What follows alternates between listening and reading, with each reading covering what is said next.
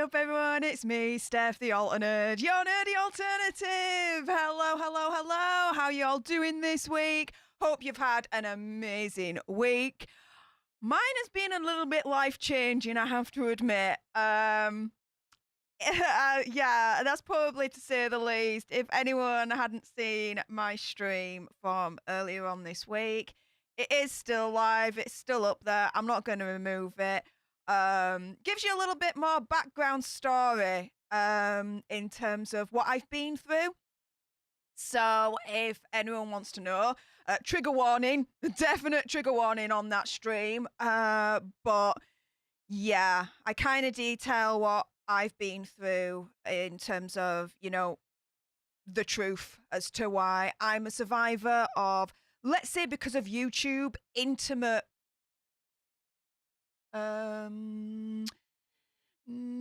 attack. There we go.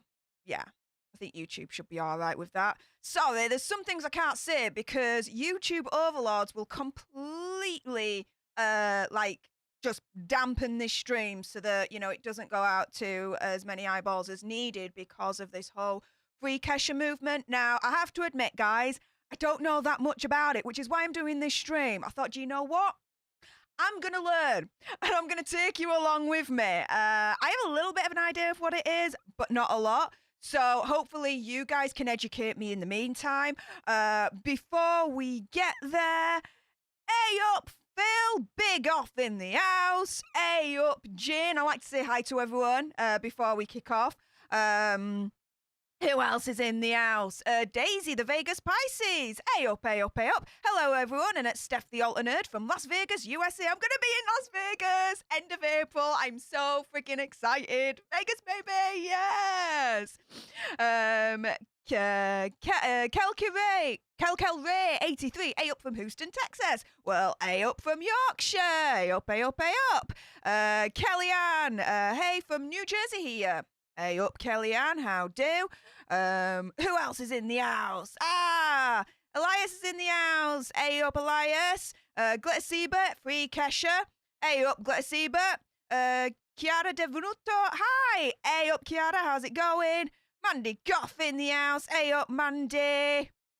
Will. OG Will in the house. Hey up, Will, how's it going, mate? And the Wancho as well. Hey up, Wancho, how's it going? How's it going? Stacey, yo, Stacey, hey up, Stacey. She says, I tagged you in the monkey glass room. It's about your store. Okay, I'll have a look at that afterwards. If anyone else wants to join the Telegram monkey gas room, or you want to subscribe to all my social medias, or you're considering donating, my Linktree link is right at the top of the chat, the pinned comment there. Who else is in the house?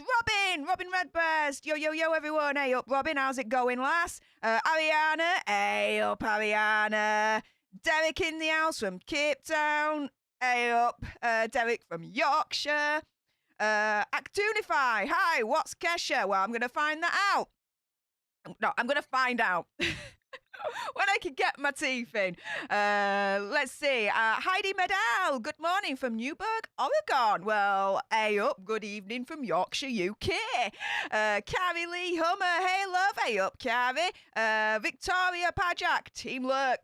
I can get on board with Team Lurk. I lurk a lot, to be fair, myself. Jessica Sukamani. Hi, Steph. Hey up, Jessica. Winnipeg, Canada here. Love you. Well, I adore you too. Thank you so much for your support. Kellyanne says, thank you for doing this. Hashtag freekesha. I think it was about time that I kind of educated myself in regards to what this is all about. It seems like from the little that I do know, it's very, very much close to my heart. So we'll find out along the way. Ansi. Hello, Ansi. Kira, Emily in the house. Hey up. Right then. So, yes. Just to kind of explain to you all why it's close to my heart. If you haven't done so already, the stream is up. I streamed earlier on this week. Kind of a life-changing week for me. Everything that I've gone through in terms of why I'm a survivor of an intimate attack, let's say, I lay it pretty much all on the line in Wednesday's stream. It was very impromptu. I had been like working up to do a video on it for quite some time, but Wednesday it was like, I don't know, the stars aligned and I just felt ready to do it. So I did, and I have to admit, I'm quite proud of myself for doing it, and I feel so much better. Like the freedom, like now the world knows, it's just out there now for the world just to hear and see the truth of what my monster did to me. So I want to thank every single one of you out there that listened to me, for your support, for your words, for your messages. I mean, bloody hell, I didn't even expect it, but some of you made very, very kind donations. I wasn't asking for that, but thank you anyway. It's extremely freeing to know that going public to the world about what I've been through with my own monster, and the world to kind of speak back pretty much as one and be like, yeah, lass, we've got you back, is a very comforting, amazing, and more freeing feeling than I could have ever freaking imagined, guys. It was just out of this world. And so I kind of felt after that, do you know what? Let's bone myself up on the freekesha movement. Let's learn about this and find out really what the deuce is going on. So let's get into it, right? If we go to here, so this is from pinknews.co.uk. Now, all of these links that I found, I've not really read through them. I've kind of scanned, but I've not read through them. So this is going to be like my first time pretty much like, you know, reacting to it all and learning about it all in a lot more depth. So here we go. Any of you in the chat have anything to add, to say, just to kind of educate me more on this, then please feel free, let me know. So let's crack on with this. So, freekesha, the singer's long, complex legal fight with Dr. Luke and why fans are rallying behind her. Okay, so just to make you aware, there are, as you may have noticed by now, if you've stayed with me since the beginning of this stream, there are some words I cannot say, otherwise YouTube is going to limit the hell out of this video. And that's one thing that I don't want to do, because, you know, this freekesha situation, I got a funny feeling it should be spread widely, like as loud and as widely as possible. So anything I can do for YouTube to not limit this information that we're going through right now is going to be a big, massive bonus, I believe, to movement. So, cracking on then. So the freekesha trends again across the world.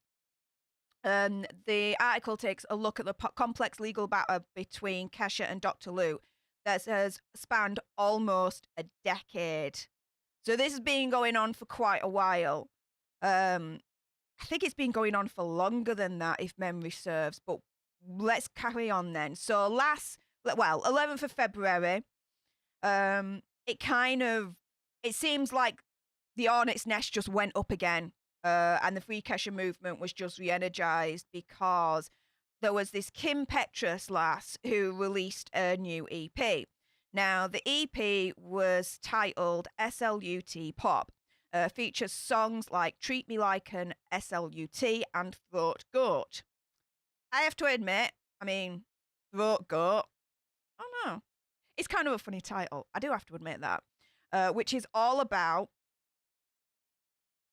the oral boom boom time.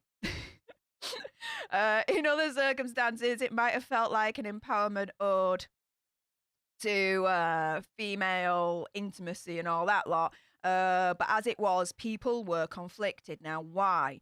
And this is because the entire EP was produced and co-written by none other than Dr. Luke, the one-time revered producer who made a name for himself by working with the likes of Katy Perry and Kesha. Now, Dr. Luke was apparently once an untouchable titan in the pop music landscape. And then in October 2014, Kesha filed a civil lawsuit in which she accused him of emotional and intimate, not very nice things, basically. Shortly after Petrus dropped her EP, Ben Abraham, a songwriter who co-wrote Kesha's song Praying, tweeted, Kesha's still signed to Dr. Luke, just in case anyone forgot. It's still in litigation. He still controls the releases. It's been 8 years. Women's voices matter. I'm not going to argue against that. Women's voices do matter. When they're telling the truth, by the way. Because there's a special place in hell for women that don't tell the truth and lie about this. So slowly, the hashtag freekesha started trending on Twitter again, with fans expressing their hope that the world will sit up and pay attention once more to the complicated legal situation that Kesha has found herself in. So she signed to Dr. Luke's label in 2005 when she was just 18 years old, and she signed to Kemosabe Records, which is his label. In 2009, she signed a multi-album deal with RCA Records. Both at the time were part of Sony Music, and later that year, she unleashed a debut single, TikTok, on the world. I remember when that went out. It was like proper, like, all over the place, that song, TikTok. Like, it was, I think, like, towards the end of, like, my university years, and, oh my goodness, it was in every single club. Everyone was dancing to it. It was, like the big song, I think, of the year, if memory serves me right, or at least one of the big songs of the year. I still have it in my head right now. It became a massive hit, of course. Following year, she released a debut album, Animal. Dr. Luke was heavily involved in Kesha's career from the get-go, and he continued to wield creative control during the recording of a second studio album, Warrior, which was released in 2012. The following year, a fan set up a petition calling for the singer to be freed from Dr. Luke's management, suggesting that he was stunting her growth as an artist. So with them saying that it's been 10 years since she's been trying to fight him, I thought so. It has been longer. Well, 2012 is 10 years ago. I'm sure it's been longer than that. We'll figure that out. That same year, the documentary series Kesha, My Crazy Beautiful Life aired.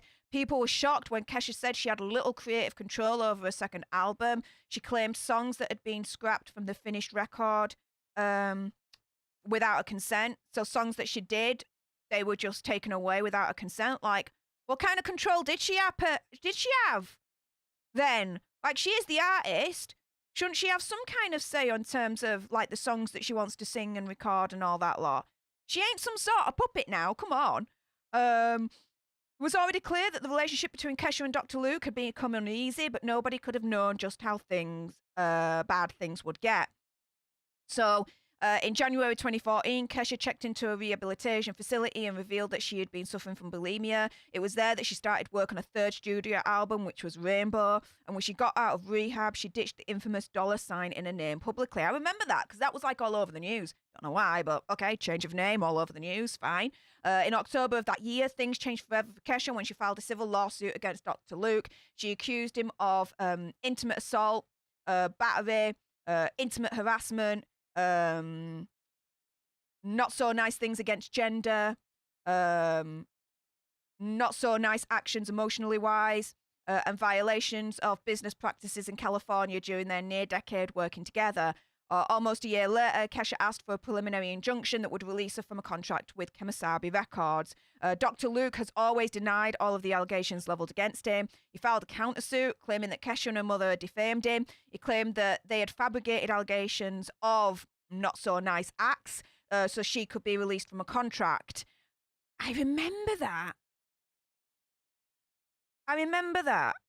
Very, very clearly. And I think he was saying something along the lines as well, if memory serves me, that, you know, he was accusing the mother of being overprotective, overbearing, and wanting to take control over Kesha and all this malarkey. Unless I've dreamt that. It's kind of what I remember from back then. In February 2016, Kesha was dealt her first major setback. Justice Shirley Conright ruled against a request that she be freed from a contract after Dr. Luke said she wouldn't have to work with him anymore. The judge says, you're asking the court to decimate a contract that was heavily negotiated and typical for the injury. My instinct is to do the commercially reasonable thing. Well, I'm sorry, but there's all about doing the commercially reasonable thing. But if the commercially reasonable thing is actually doing harm to the person involved, whether that's emotional, physical, or, allegedly both in this regard, wouldn't you think that you'd put the human being above anything that you would consider commercially reasonable? That judge, what the frick? That's nuts. That's nuts. Her instincts, as far as I'm concerned, is all freaking wrong there. Absolutely all freaking wrong. Shortly after that decision, Dr. Luke said that he didn't intimately attack Kesha, and he's never had intimate relations with her. Kesha and I were friends for many years, and she was like my little sister. Kesha later claimed on social media that she was told she would be freed from a record deal if she publicly retracted her allegations, both her intimate allegations and her substance allegations against Dr. Luke, and apologized for lying. The singer said she rejected the offer, saying the truth could not be retracted. A spokesperson for Dr. Luke denied that the settlement deal was ever offered. Then where did she get that from? Where did she get that from? You can't. That's something you can't make up. Like, you can't make that shiz up, as far as I'm concerned. That doesn't sit right with me. She must have been offered something to publicly retract her statement, right? So them turning around and saying that a settlement deal was ever offered, well, where did she get that then from? Do you see where I'm coming from? You don't just all of a sudden think of this. That's got to come from somewhere, right? So here, this denial, I'm calling BS on that. My opinion, conspiracy theory, whatever, I am proper in belief that he tried to settle. No way didn't he try to settle. No way. Kesha was dealt her biggest legal blow in April 2016 when the judge dismissed her allegations against Dr. Luke. The judge says, while Kesha's claim alleges that she was intimately, physically, and verbally not being nice to by Dr. Luke for a decade, she describes only 2 specific instances of physical and intimate, not very nice things happening to her. Well, hang on a minute. I'm sorry, but ain't just one instance enough? One freaking instance of physical, intimate, not very nice things happening to you should be freaking enough to be able to escape from a contract like this. Right? Oh, but yeah, the judge turns around and says, well, Kesha says that, it happened many, many times, but she was only able to really recall 2 instances. Frick me, 1 instance should be enough. 1 should be enough for a judge to turn around and think, do you know what? This isn't good for any party involved, let's put it that way. Even if we just take it on face value, right? Kesha is physically and emotionally, not happy with the situation. Dr. Luke can't be freaking happy because at the end of the day, these allegations are against him. So do you know what? Let's just deal with problem right now. And guys, go your freaking separate ways. Contract annulled. Go your freaking separate ways. 1 freaking instant should be enough. Just the freaking 1. Who is this judge? Who the frick is this judge? To say that? That's blown my mind. That has blown my mind, and I'm really angry at that. Freaking really angry. I swear, no wonder not many of us survivors actually freaking go to the police. No wonder, even when we do go to the police, we don't freaking take it to court. Because we've got freaking judges like that in our justice system. Oh, yeah, she said it was very repeated, but she was only able to, recall 2 instances. What the completely out of my mind here? Am I completely out of my mind? And hang on a minute. I'm seeing some comments here. Kellyanne, Steph, she's corrupt. She's married to a Sony exec. What the frick? If that's true, Kellyanne, if that's true, wow. Oh, ho, ho, ho. No way. Judicial immunity needs to be out of the window that you've got in America. This is nuts. It allows judges to be corrupt. Now, I'm not saying this judge is corrupt, but it stinks to high hell. It stinks. Wow. Now I'm angry. I'm livid. Oh.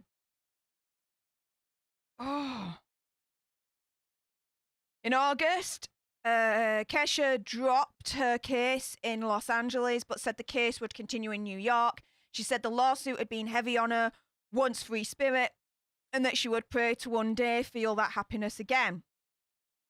So, the following year, Kesha released the song Praying, and her third studio album, Rainbow, was released shortly afterwards. Both were released on Kemosabe Records, although Dr. Luke was not credited as a songwriter or producer. Freaking hell. So, she has to be in this nightmare where she is, allegedly, of course, having to work with the man she says is her monster. Whether he's freaking credited or not. Wow.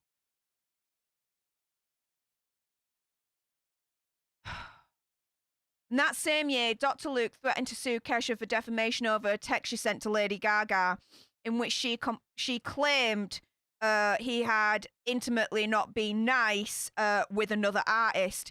In August, Lady Gaga agreed to provide unredacted copies of texts Kesha had sent her.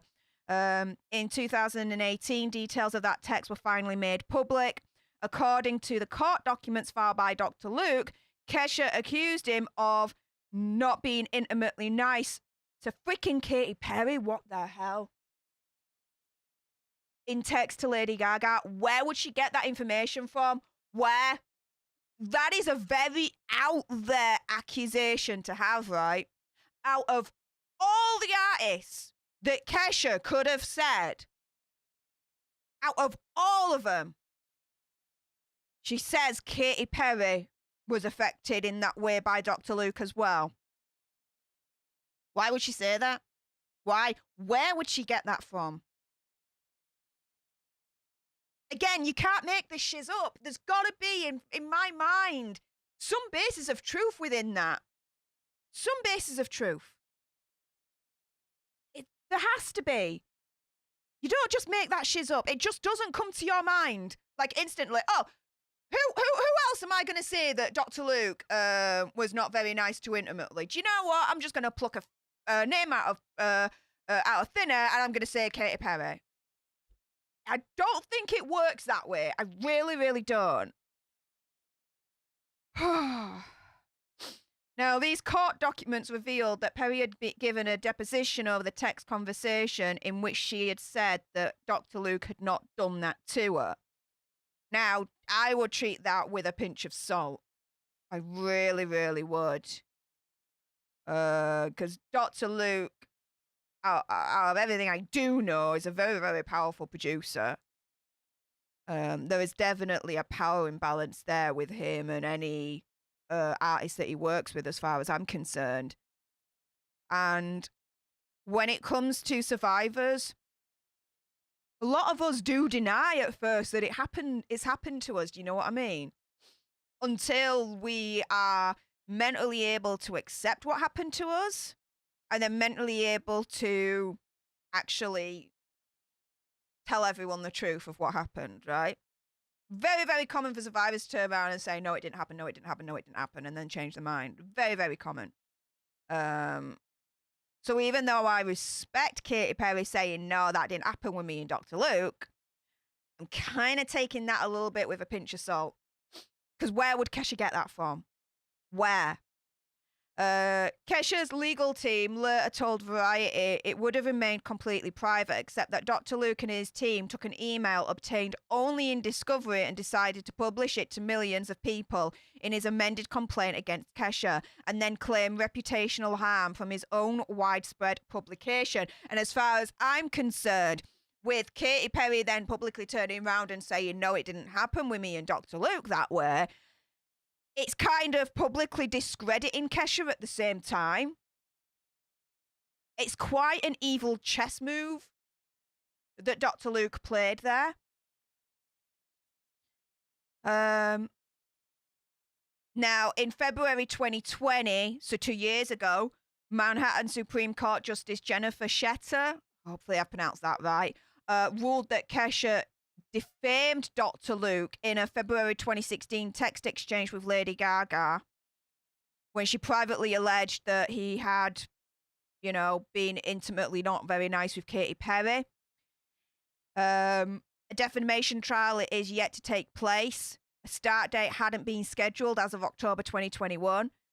A judge was in the process of deciding what evidence would be admissible in the trial.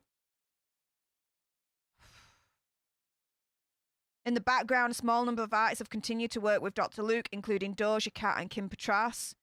The latter has defended herself from criticism, telling BuzzFeed News last year, I just feel like a lot of it is getting transferred to me. A lot of people like to blame it on the women. I think I'm sometimes being held to a different standard than other artists. Meanwhile, Kesha has continued to release music on Kemosabe Records because she ain't got no freaking choice. This is nuts. The label Dr. Luke founded, all these years on, it's still unclear when she'll be free from the record deal she's been fighting to get away from for the better part of a decade.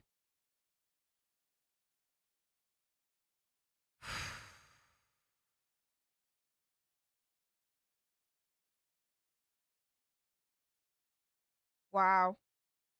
We're going to get onto an article that addresses the timeline of this all next, and I think it's going to give me a little bit more information about what the hell is going on with this. But the one thing that I would say is that if there are still artists out there that are still working with Dr. Luke, it is their right to. It is their freedom of choice to do that. Is it disappointing that they're working with Dr. Luke, given this whole freekesha situation? Personally, yes. Am I biased? Of course I am a little bit. Yeah, because I've gone through intimate attacks of my own. Again, I've got a whole stream literally earlier on this week. Literally explaining what happened to me in detail, so there is a trigger warning on that. So is there a kind of bias with me? Yes, of course there is. I do try and look at things evenly handed where possible, but there is a little bit of emotional bias. I'll freely admit that. However, looking at it from an even hand, if there are people that are still wanting to work with Dr. Luke, it's their freedom of choice to do so. Is it disappointing? Yes. Is that my bias speaking there? Probably. But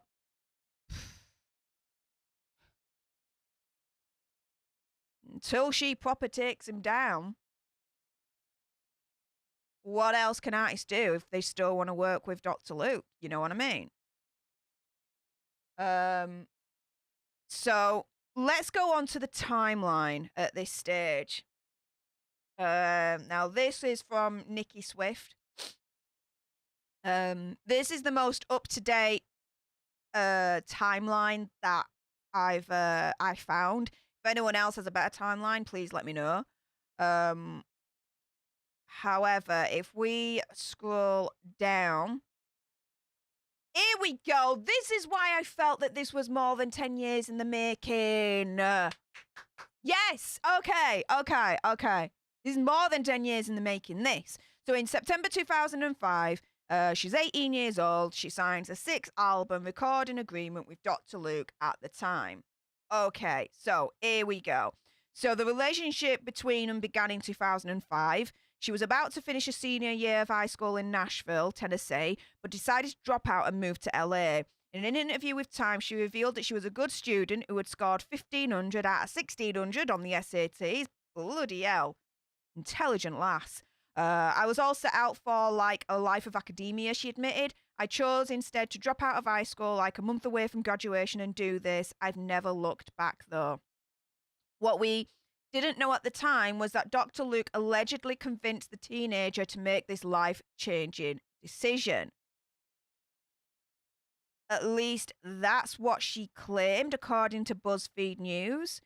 Dr. Luke admitted that he recognized her potential after hearing her demo and decided to contact her. Shortly after moving to Los Angeles, the singer celebrated her 18th birthday and signed an exclusive 6-album recording agreement. Per the agreement, he would receive a percentage of the sales from each album. Well, hang on a minute, right? If that's true, and Dr. Luke persuaded her, manipulated her, however you want to call it, an 18-year-old to drop out of high school, that ain't good. You would... Why, if this is true, who would want to persuade a freaking child to drop out of high school before they get their high school diploma? Who the freaking hell does that? Who the freaking hell does that? Any responsible adult, in my mind, would want a child to have their full education before they turn 18, before they turn adult. For him to turn around, allegedly, and persuade Kesha and be like, do you know what? You've got massive potential. Forget school. Come with me. Who the frick does that? That's like proper creepy, nasty kind of shiz, that. If it's true, of course. If it's true. So, from the get-go, it was strained. Dr. Luke claimed that they only worked together for a handful of months before she tried to get out of their contract. He also alleged at the time she threatened to create false allegations of not very nice things if he didn't agree to release her.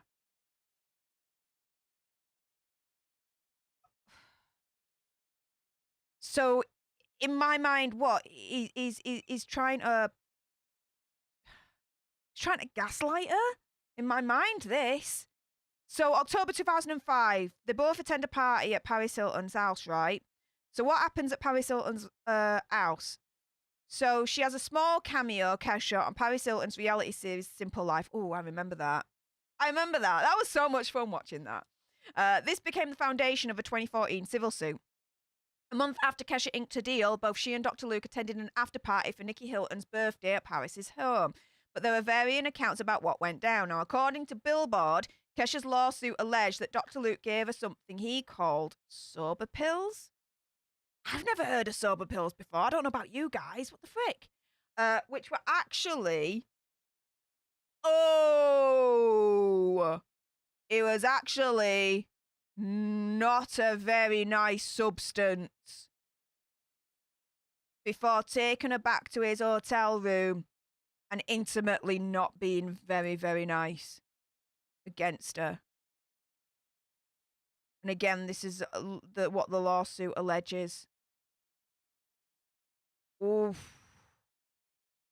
In an account published in Billboard, Kesha's mother detailed how her daughter allegedly woke up without any clothes and disorientated in the producer's hotel room with no memory of what happened. Kesha allegedly told her mother, I don't know where I am. I think we had intimate bumpies. I'm sore and sick. I don't know where my clothes are. I think I need to go to hospital. The pair reportedly didn't go to the police because Kesha just wanted to sing and didn't want to be basically a victim of it. I have to admit that makes sense. That makes sense. In the sense of very, very, very, very common, in my opinion, of survivors that when it happens to them, they try and square the circle, right? And we turn around and we say, oh, no, that didn't happen to us. Oh, no, because you know what? I asked for it, or I did this to encourage it, or I did that, this, that, and the other. It's very, very difficult for some to actually get to that mental point and that acceptance of, hang on a minute, no, I am a victim. This did happen to me. I was intimately attacked. If you think that is easy for anyone to have gone through that, to literally admit that to themselves, let alone anyone else, shut the freaking front door on the way out, because it is difficult. Extremely, extremely difficult. What a lot of us like to do instead is ignore it, pretend it never happened. Or, better still, know it happened, but square it in our mind to say again, I encouraged it, so actually, do you know what? I really wanted it. And squaring that circle. Does that make sense? See, the more I'm reading into this, the more I'm thinking, this makes a shit ton of sense. And I'm slowly understanding this freekesha movement and why I'm slowly understanding actually the legitimacy of this.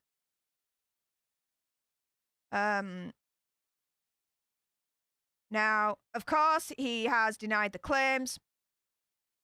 His lawyers allege that she was kicked out of the after party because of her behaviour, and the producer helped her as an act of kindness.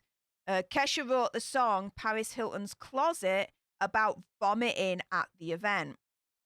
Okay, so 2006, 2008, Kesha falls out with Dr. Luke over management, but the pair reunite. Okay, so what happens here? So over the next 2 years, Kesha built out a professional team. And in 2006, the star signed a 5-year personal management contract with DAS Communications, who managed groups like the Black Eyed Peas and the Fugees. Wow, okay, so that's a big, big management contract there. For them to have like the Black Eyed Peas and the Fugees already on their books. That's quite it's quite a crew you want to be a part of there.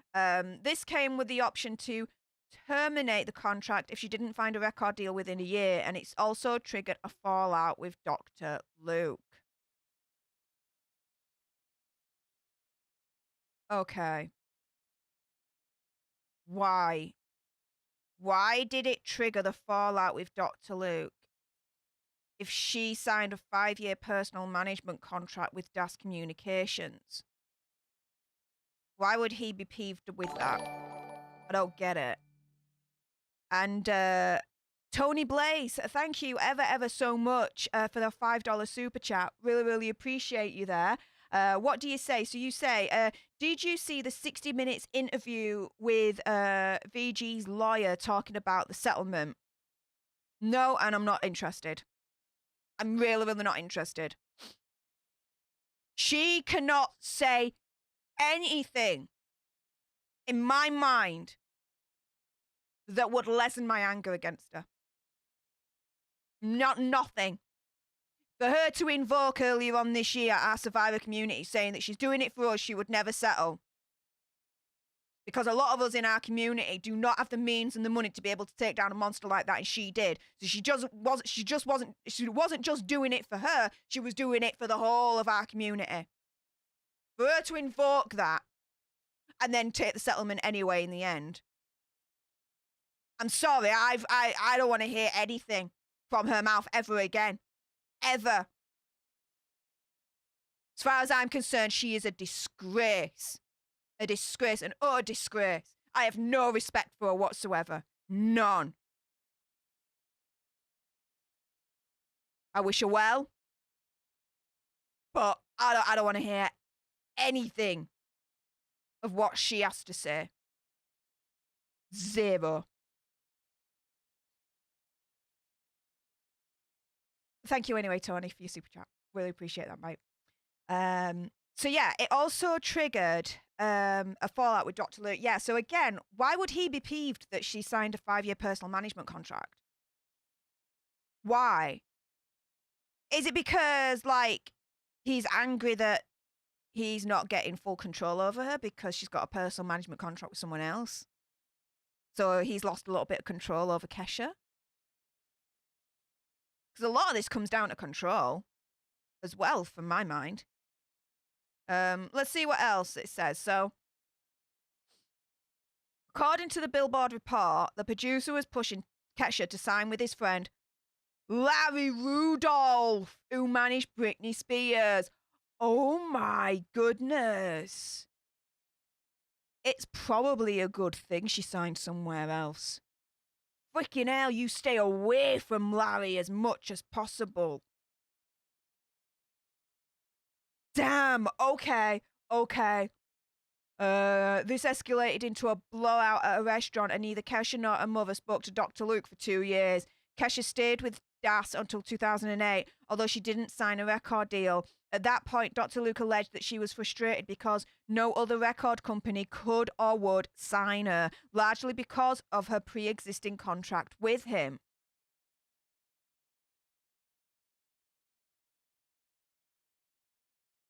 So, as detailed in Vulture, she reunited with the producer, fired her management, and signed to Dr. Luke's publishing company, Prescription Songs, but her mother claimed her hand was forced. Per Billboard, the mother alleged that Kesha called her saying, "Dr. Luke just called me, and I have 24 hours to fire my lawyer and my managers and go back with him. Anytime I get a contract, he's going to come forward and basically say he owns me. What do I do?" Oh my goodness! Oh. She's screwed. No matter which way this lass goes, she's freaking screwed. And Dr. Luke knows it. He knows it. He knows he owns her. This is nasty. This is evil. You know, she tries to get out of it. He doesn't help her. He doesn't allow it. He's shutting all the doors everywhere. And you could turn around, right? And be like, okay, so no other record company could or would sign her. So that's what Dr. Luke is saying, right? But he doesn't say after that, no other record company could or would sign her because I already have a contract with her. And they know that. By him saying no other record company could or would sign her, that to me indicates, without explaining the full picture, and you just look at that sentence all on its own, no one wants to touch Kesha with a barge pole because she ain't great. She's like a difficult artist or something along those lines. That is what that sentence on its own, my opinion, conspiracy theory, whatever, insinuates. But oh, guess what? Do you know what? I'll still have her. What an amazing, wonderful dude I am. Oh. What the hell? And then it's like this whole time crunch thing of forcing her hand. Like, you've got 24 hours, otherwise your whole world's going to come to an end. Unless you do what I tell you to do. This is pressuring. This is manipulation. This is coercion. And it's not in her best interest. But what else can she do? Oh, bloody hell. 2009. So what happened? So not long after reuniting with Dr. Luke, Kesha was tapped to sing on Flo Rida's mega hit Right Round. Though her role was uncredited, and according to Billboard, not even paid. So hang on a minute, she does that for $0? What the frick? Can't be right. The singer was thrust into the spotlight as the song broke the single-week record for digital sales and became a #1 international hit. This triggered a wave of label interest, including major labels like Atlantic, but the pair opted for RCA, which is a subsidiary of Sony Music Entertainment. Later that year, Kesha released her debut single, TikTok. and celebrated New Year's Day with the release of her first album, Animal, and that sold more than 3 million copies. The day after her album's release, TikTok peaked at #1 on Billboard Hot 100, smashing weekly digital sales records. It spent a whopping 38 weeks on the chart in total. At the time of this writing, the track has been certified 8 times platinum by the RIAA. Now, in 2010, Kesha's former management files a multi-million-dollar breach of contract lawsuit. So after the success of Animal, Kesha's former management, Das Communications, filed a multi-million-dollar breach of contract against a singer and a producer. Whilst it's claimed the company was seeking $50 million, others claim that she was being sued for $14 million in unpaid commissions on work Das got her after their contract was terminated. Well, hang on a minute. How are they trying to get money from Kesha for work that Kesha did after the contract with Das was terminated? You get paid whilst the contract is in force. Once it's terminated, the relationship's done at that point, right? Like, completely done. I do not understand how they brought this lawsuit on. What the frick? Either way, Das claimed to have expended money and considerable time and effort on Kesha's career, during which they actually did procure a deal with Warner Brothers. The deal allegedly only failed because of Dr. Luke. So anything that Kesha wants, basically, Dr. Luke's like, in my opinion, no, you're not having it. Wow. In a statement, former Warner Brothers A&R executive Cara Diaguardi, who's best known as an American Idol judge, revealed that Kesha initially signed a recording and publishing deal with Warner Bros. Records and Art House Publishing, but it was effectively killed after Dr. Luke called her to say that he had a pre-existing contract with the singer. After the phone call, Warner Brothers decided to release Kesha from their agreement. Oh, that is evil, in my opinion. Evil of him. What the hell? In legal papers obtained by the Evening Standard, Das alleged that Dr. Luke induced, intimidated, and convinced Kesha to terminate a contract. According to Vulture, Kesha echoed this sentiment in court, claiming she was coerced into cutting ties with her former management. Because as far as Dr. Luke was concerned, in my opinion, as long as she signed with the management that he wanted, then he had more control over Kesha than ever before. Oh. This to me. Do you know what's in my head right now? Reading all of this, and we're not even done yet. But in my head right now, this is, in my mind, Kesha in like a quasi financial career conservatorship, right? In the sense of there's no control over her own well-being and her doctors and medication and all that lot. She's free to do that. But she is locked in this jail cell where, in terms of her career and her finances, to a certain extent the finances, Dr. Luke has ultimate control over her. And in my head, I'm reading that as like a kind of quasi unofficial kind of conservatorship, all controlled by Dr. Luke. Does that make sense to you guys? Because that's what's in my head right now. Why would he want that kind of ultimate control? Why?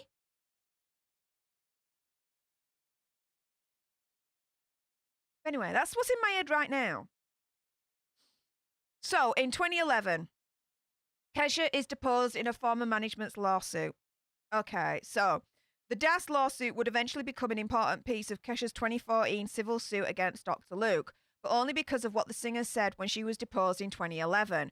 According to reports, the singer testified under oath that he had never made any intimate advances towards her, never gave her not so very nice substances, and never gave her extreme not so very nice substances.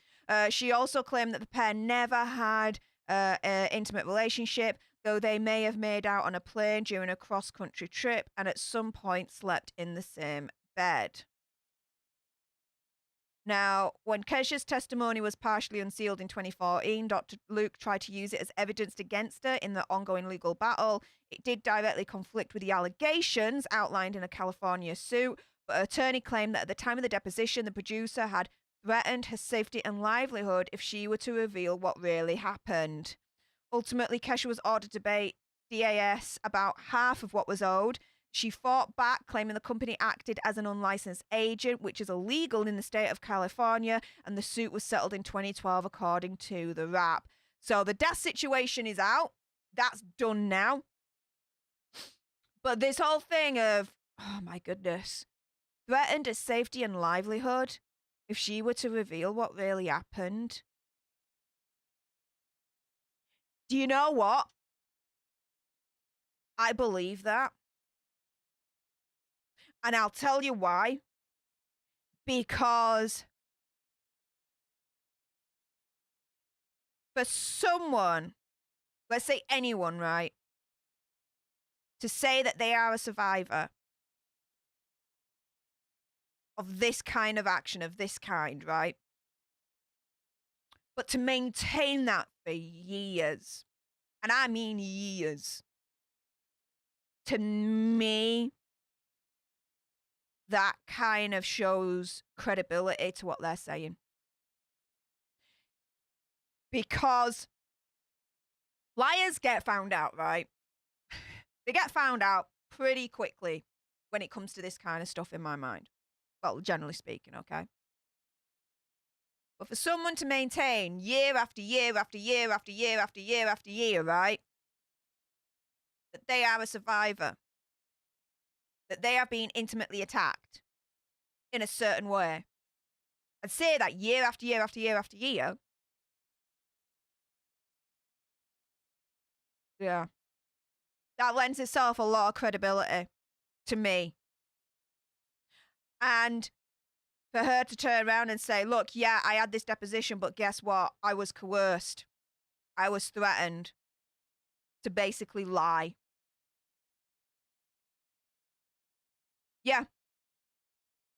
I believe it. I believe that wholeheartedly.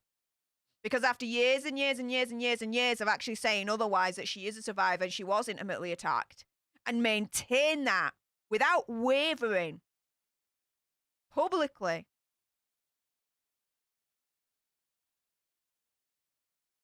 Yeah. I think this is true. Now, in 2012, Kesha and Dr. Luke butt heads while recording Warrior. So shortly after Kesha's deposition, Dr. Luke co-founded Kemosabe, where he served as CEO. According to Vulture, Kesha's contract was brought over as part of Dr. Luke's deal. Around this time, the pair worked on a sophomore album, Warrior, but things were reportedly strained. I'm not freaking surprised, right? A New York Times profile revealed that the pair started fighting about the direction of Kesha's music. She allegedly wanted a rock sound with lyrics that ventured beyond partying, something she claimed Dr. Luke pressured her to exclude from Animal. She ended up pushing back against his lyrical ideas. Lyrics that would say, get that heifer out my face, I'm going to pull your ponytail back because you don't know me, yeah, you phony trick, she told the Times. I was like, okay, not going to sing that, and then there was an argument about it. Like, hello, she's the artist, right? She ultimately has to sing these songs. If that's the case, then shouldn't she be more comfortable in terms of what she's singing and have input in that? If she's turning around and saying, I do not want to sing that lyric, why the frick would you force that on her to sing it? Wow. As outlined in Kesha's 2014 lawsuit, this is when the singer began fielding alleged not so very nice threats from a producer. In one instance, it caused her to flee from his house barefoot, though Dr. Luke's camp has denied most of her claims. When Warrior was finally released in 2012, Dar Young was pulled from radio stations in the wake of the Sandy Hook tragedy, which I can understand that. After that, Kesha tweeted and deleted that she was forced to sing certain lyrics. The following year, Rolling Stone asked the singer if she had creative control, to which she replied, "Not really." That's horrifying. As a singer, that's gotta be one of the most horrifying things, not to have creative control or an element of it. Collaborative effort, not even having that. But zero creative control over what you sing, the lyrics, the music. Literally just being, allegedly of course, a puppet for Dr. Luke. Dr. Luke just turning around and saying, "Dance, monkey, dance. Sing, monkey, sing." Is literally now what's in my head. How can a contract like this, in my opinion, conspiracy theory, whatever, be in existence when it's treating the artist under this contract like this? At this stage, in my mind, this is not work. This is not a collaborative effort. This is no kind of contract. In my mind, again, my opinion, conspiracy theory, whatever, this contract amounts to a certain level of slavery. And I don't say that lightly. Because again, this is what I'm getting from this. She has no control whatsoever, right? No control over what she sings, her lyrics, her music, no nothing at this point. And it's literally Dr. Luke turning around and saying, "Dance, monkey, dance. Sing, monkey, sing." My opinion, conspiracy theory, whatever, right? She is literally being told what to do, told what to sing, told what her music is gonna be, without any input whatsoever from her, because he completely just bashes it away, doesn't want to know, allegedly.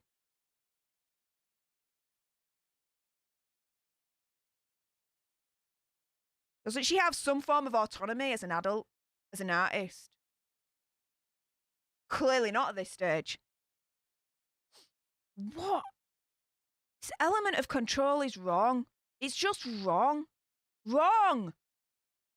2013, Kesha's mother allegedly makes the allegations public. Okay, so in October 2013, Kesha's mother allegedly stepped in to help mitigate her daughter's relationship with Dr. Luke, seeking publishing rights and the termination of her daughter's contract. According to the court filings, the mother emailed the producer's attorney threatening to go public with the allegations that would eventually be outlined in Kesha's 2014 lawsuit.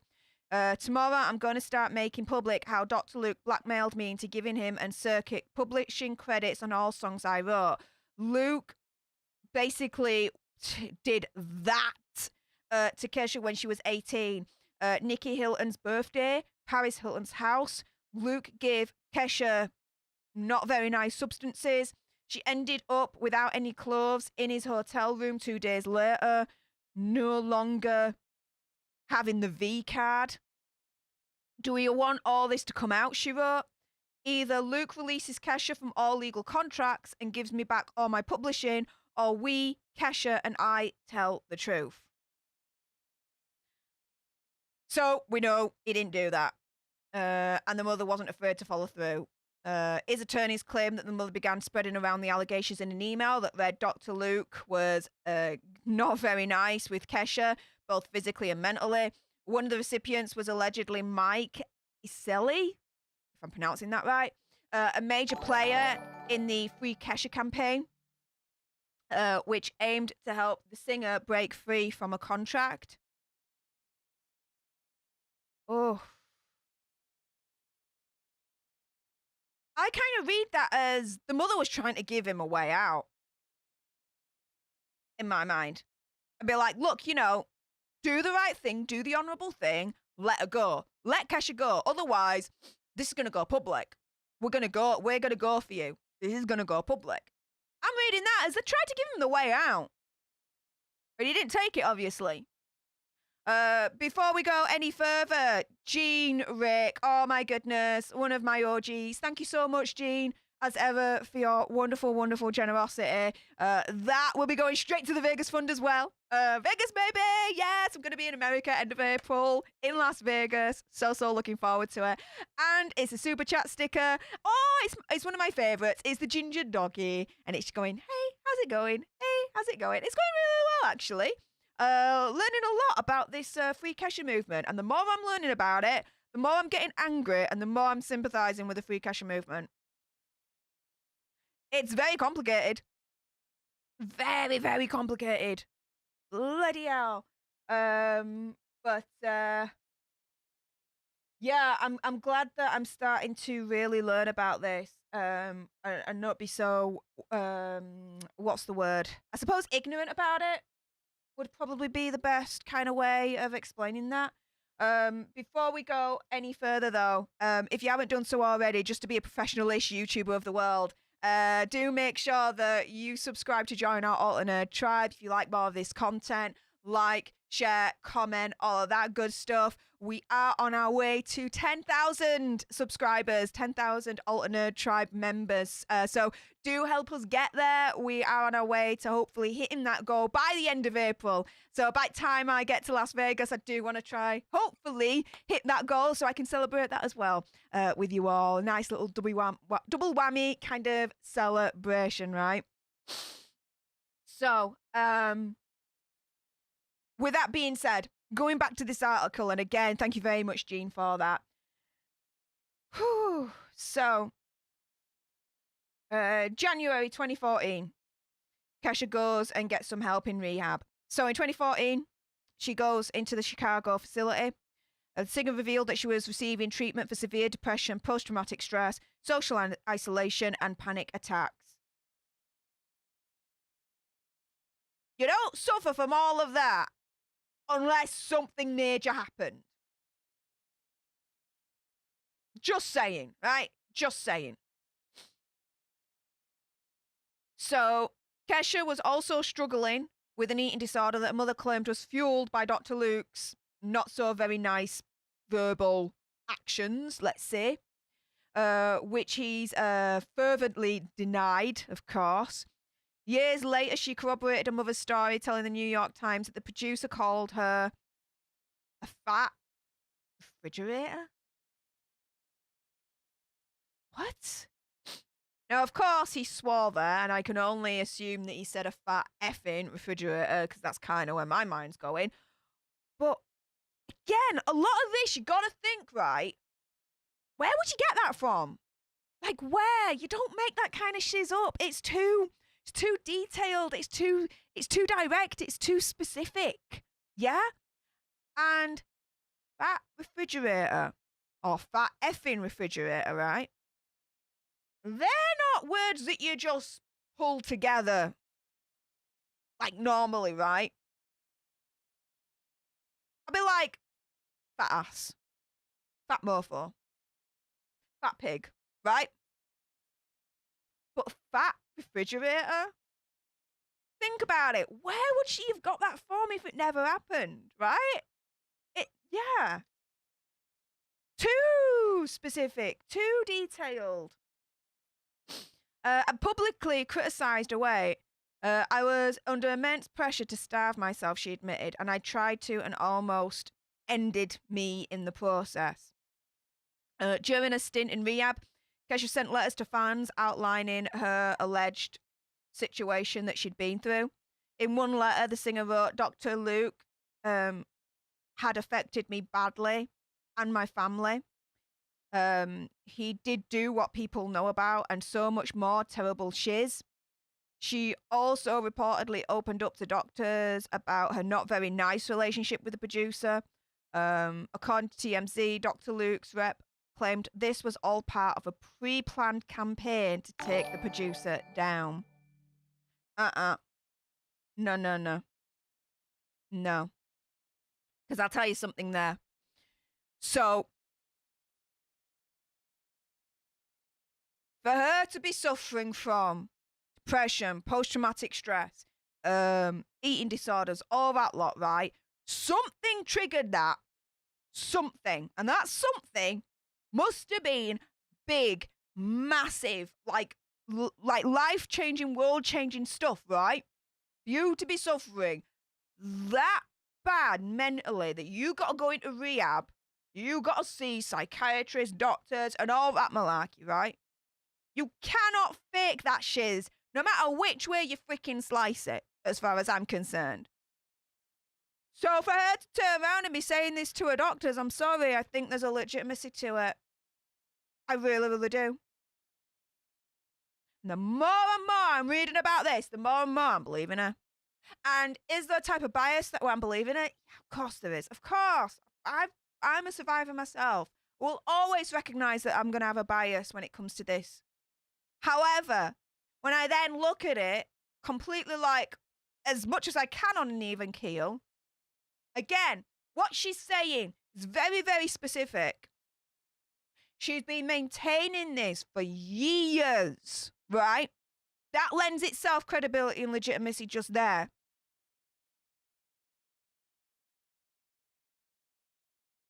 And the fact of the matter is, she's not releasing that much music, guys. Why?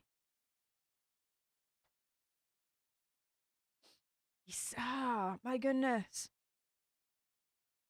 She goes into rehab. She speaks to doctors. She gets treatment. Why would she get treatment if she's faking it? Why?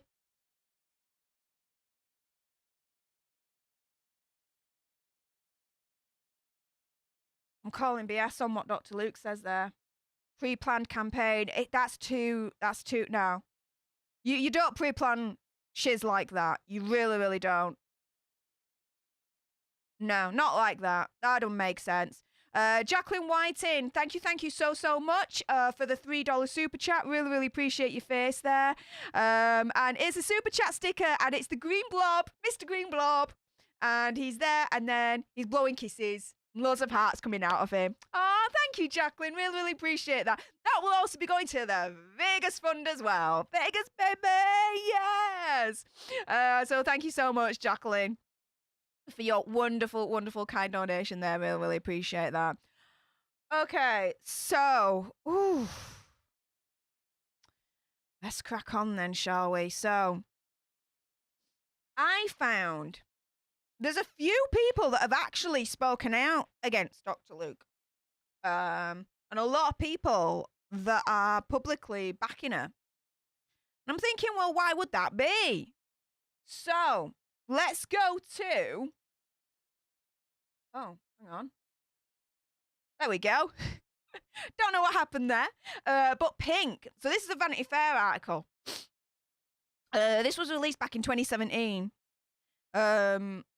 And it says, the title is Pink on Dr. Luke and Kesha. This is his karma. He's not a good person.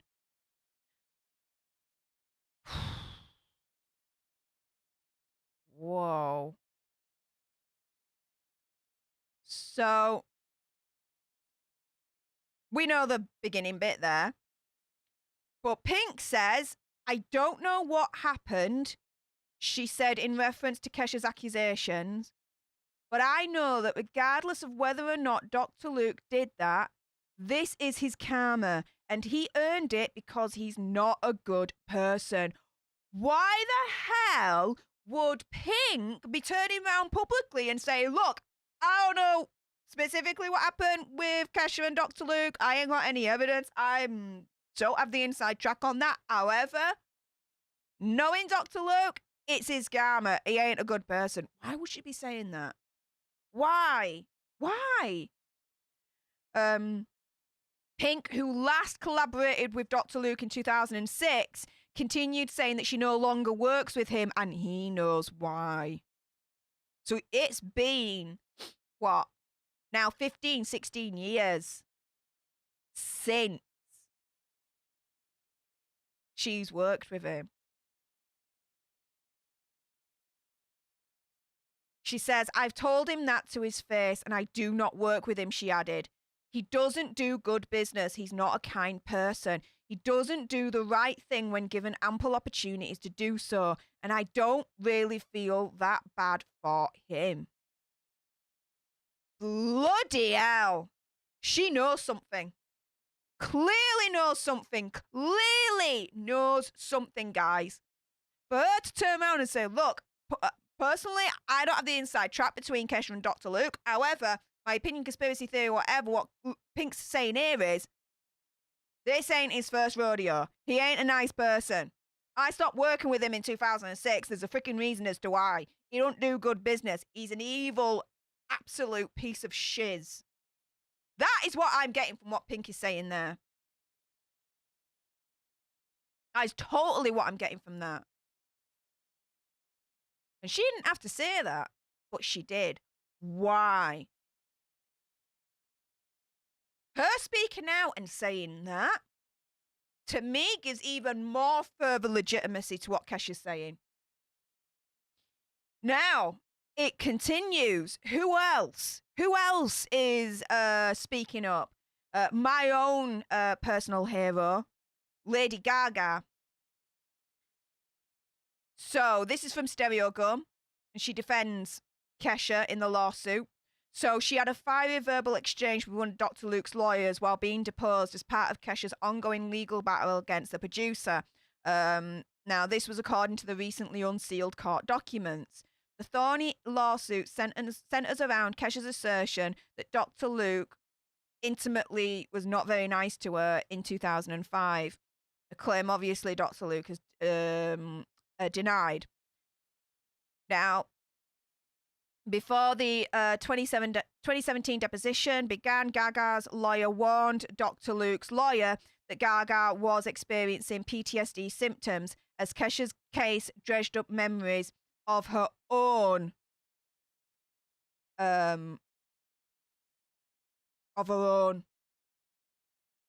situation.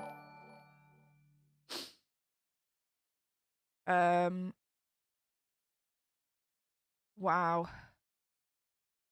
She has experienced in the past few hours some PTSD reactions, which is causing trauma and emotional reactivity, Gaga's lawyer said. So she is crying now. The record reflect. What is that now? There we go. The record will reflect. Here we go.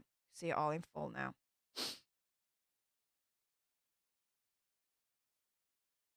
Wow.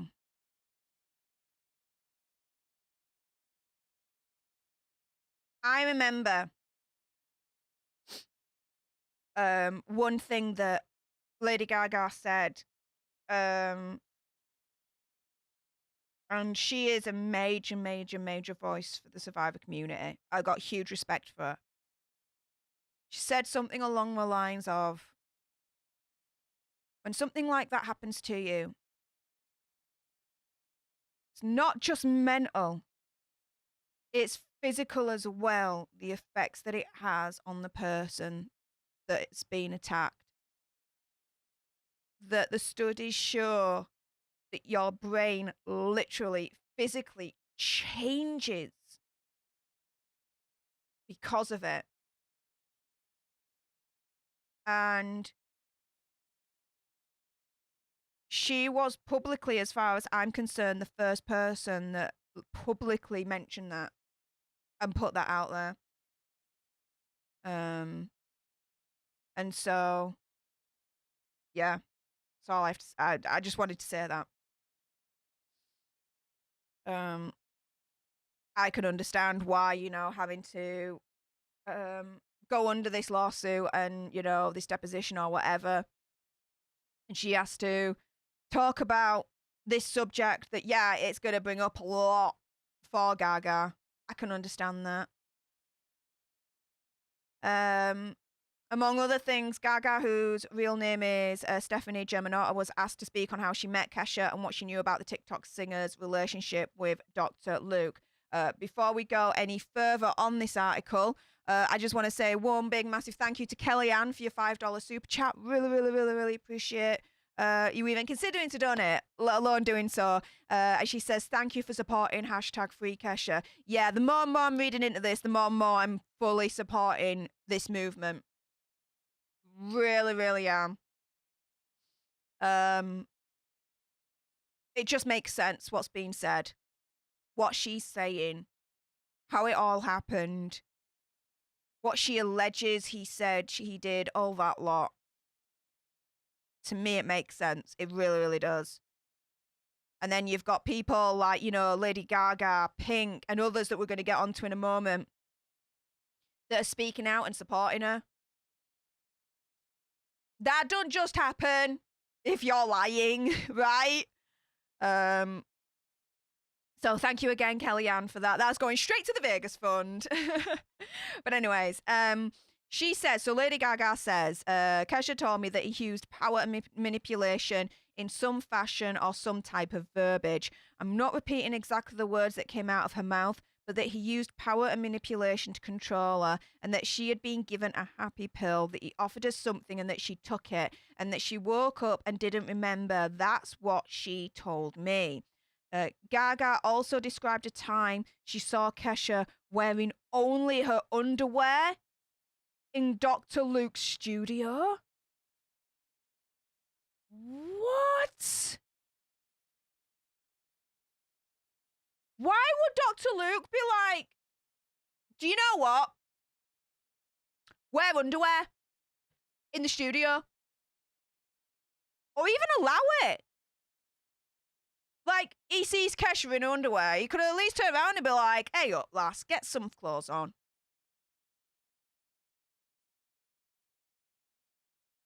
Either way, that don't look good as far as I'm concerned on Dr. Luke. Either he turns round and he only wants her to record in her underwear, or he sees her in her underwear and doesn't tell her to put on some sodding clothes. Which quite clearly he could have forced her to because he's, in my opinion, conspiracy theory, whatever, forcing her to do everything else with her career. What the frick? Wow.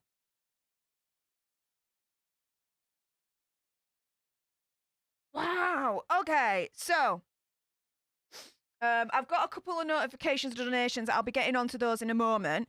But I want to read more of this. So what we discussed was what I recall was her immense sadness and depression and fear. She was visibly very different than what I had seen her before. But I can't say specifically what we spoke about. I just recall it was emotional and I wanted to be there for her. When attorney Christine Lapera asked whether Gaga had any factual knowledge about whether or not Kesha was intimately attacked by Dr. Luke, Gaga responded by saying, oh, I have factual knowledge of her depression. I have factual knowledge of her need for love, support and love. I have factual knowledge of the spiral that I watched that girl go down. I have factual knowledge of trauma. I'm informed and intelligent about this issue. That girl has experienced serious trauma and she's in the middle of it right now and you are all party to it. Snaps for freaking Lady Gaga. Yes, queen! Freaking queen! Yes! At the end of the day, right, you do not go through severe depression. You do not go down a freaking spiral. There is none of that.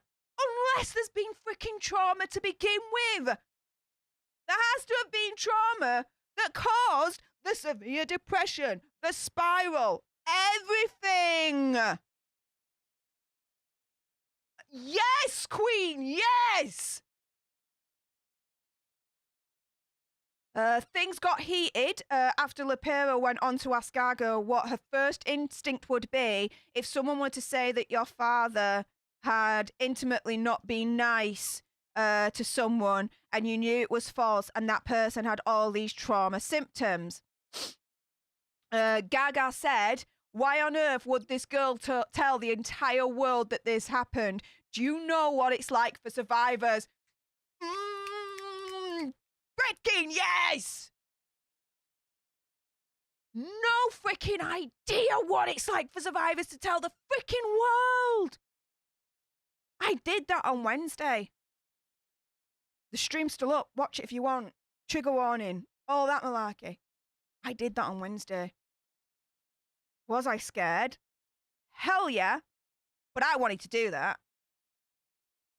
And as I was doing it, I got less and less scared as there was more and more of you spotting me. To the point now where I feel so much freer than ever before. I couldn't have even imagined. But it is hard. It is difficult. For anyone to get to that point to tell the freaking world, Queen! Gaga says, do you know what it's like to tell people, don't you roll your eyes at me? Frick yes! You should be ashamed of yourself. Damn freaking right. Damn freaking right.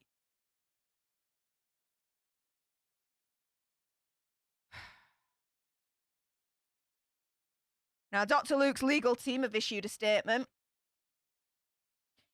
saying, being passionate about a topic that concerns us all is admirable. However, Lady Gaga has no knowledge of what happened on the night at issue because she was not there. The actual evidence shows, among other things, Kesha got kicked out of a party after drinking too much and vomiting. As an act of kindness, Dr. Luke offered to allow her to sleep in his hotel suite a few blocks away. Kesha slept on the bed in the hotel suite while Dr. Luke separately slept on the couch. Dr. Luke testified under oath that he did not have any contact with Kesha. Kesha herself admitted under oath that she has absolutely no memory of being in that hotel room. Kesha has no memory of him engaging in inappropriate contact with her because it did not happen. Which is basically them turning around and saying, do you know what? Lady Gaga knows naff all about survivors and the effect and the stuff that survivors have to go through afterwards. So, yeah, she knows naff all, so we can ignore her. You do not ignore a queen. Not a freaking chance. Lady Gaga knows her freaking shiz when it comes to survivors. She's one herself. She's part of our community. Dr. Luke there and her team are just throwing Lady Gaga under the bus saying she knows nothing. She doesn't know what she's talking about. Yes, she freaking well does. A survivor does not go through depression, spiraling and all that malarkey if there's no freaking trauma to begin with. And Lady Gaga was there when she was going through that depression and spiral and all that malarkey. She was witness to it. So she could at least turn round and verify the legitimacy of Kesha's depression and spiral in the freaking first place. It's there.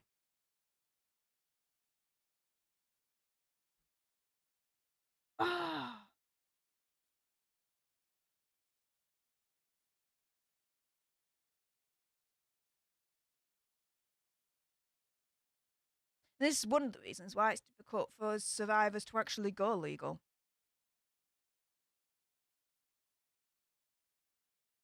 Denial, blame shifting, trying to rewrite history. MaxiPad trying to say it's all false freaking memories.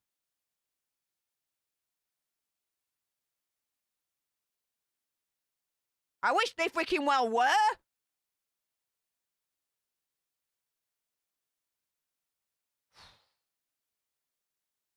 Before we go on to the second to last article on this, so my goodness,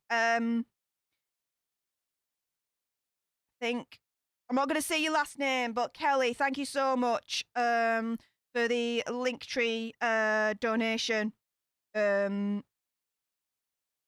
Really appreciate that via PayPal.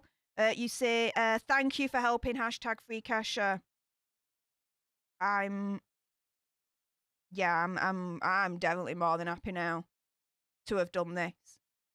My goodness, I didn't think I was going to be so angry about the situation, but I am. Like, totally I am. This is nuts. It really is. And then Gainer again via my Linktree to the PayPal. Thank you so much.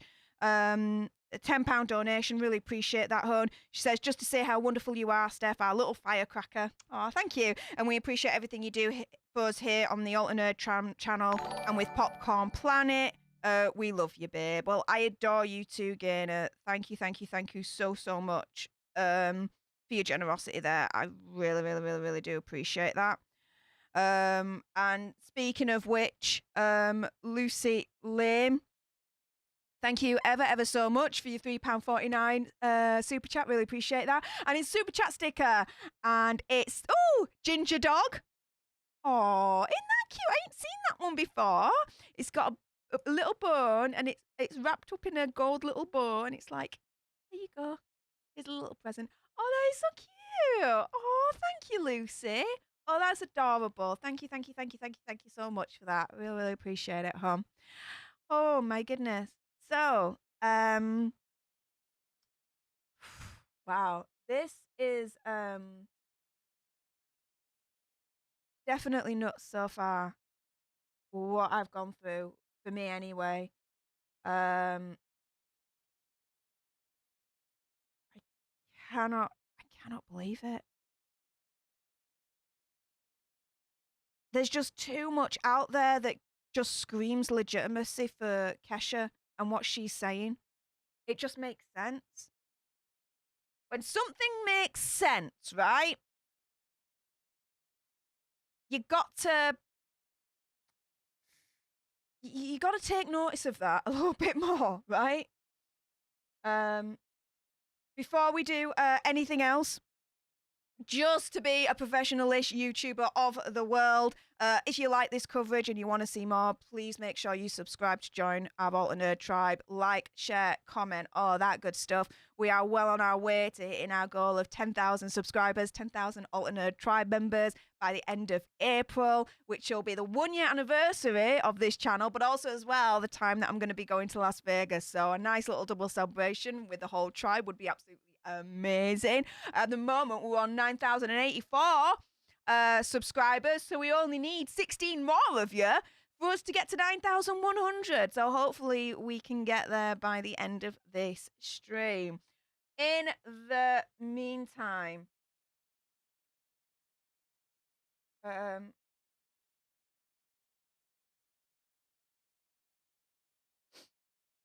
give me one moment.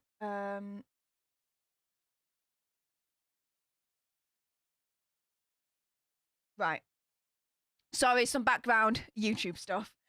When you stream, guys, there's a shiz ton of things to do. Like, totally, like, what can I say? Too many spinning plates sometimes when you stream. The life of a professional-ish YouTuber of the world, may I add. Okay, so this was another article that I found that I thought, hang on a minute. If she's backing this as well, like, dude, that's something else altogether. Even Queen, Taylor Swift herself, she donates $250,000 support Kesha after the contract ruling. So she donated this amount of money to help with the financial needs of the singer Kesha following the court's adverse ruling in the preliminary hearing of her case against Dr. Luke. Now, this was back in 2016. Kesha has received an outpouring of support after a request to be released from a recording contract with Dr. Luke was denied at that point. You've got Lady Gaga, Ariana Grande, Lorde voicing their shock and backing the singer following the outcome. Now, the Grammy winner Taylor Swift instead provided financial aid. In a show of support, she donated $250,000 to Kesha to help with any of her financial needs during this trying time. So, even Taylor Swift, right, is looking at this and thinking, oh, dude, this is totally legitimate. Like, Team Kesha.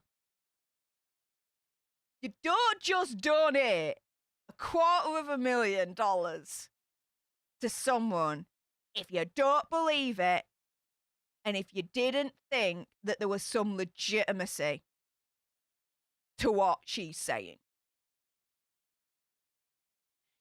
Makes me believe this even more and really, really, really support the freekesha movement. Really, really does.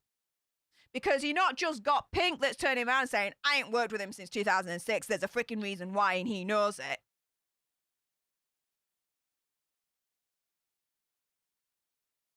Freaking Taylor Swift, $250,000.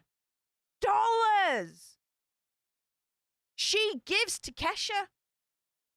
Don't know about you, but that's a freaking lot of money. I wouldn't say no to that. You don't just plow $250,000 into something if you didn't believe it and if you didn't think there was any legitimacy behind it. I wonder what Taylor Swift knows. That queen knows a lot. And yeah, Glitter Siebert, Kesha and Taylor Swift are friends. Yeah, I saw that.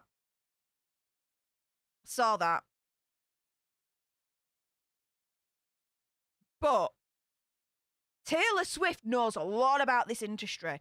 Taylor Swift is one powerful queen in the recording music industry, right?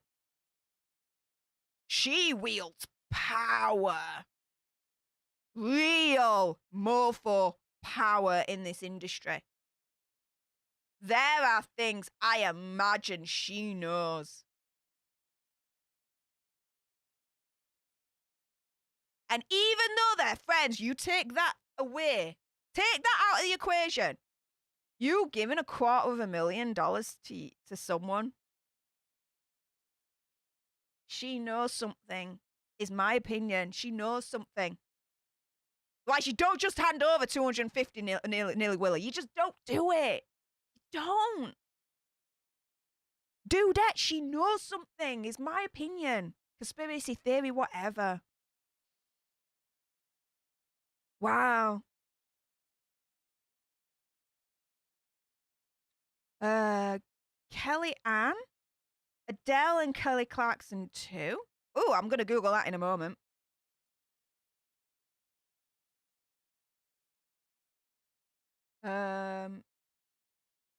Actually, do you know what? I'm gonna Google that now. Here we go. Let's go to Kelly Clarkson first. Kelly Clarkson, Dr. Luca. Here we go. Okay, it's Daily Mail, but it'll do.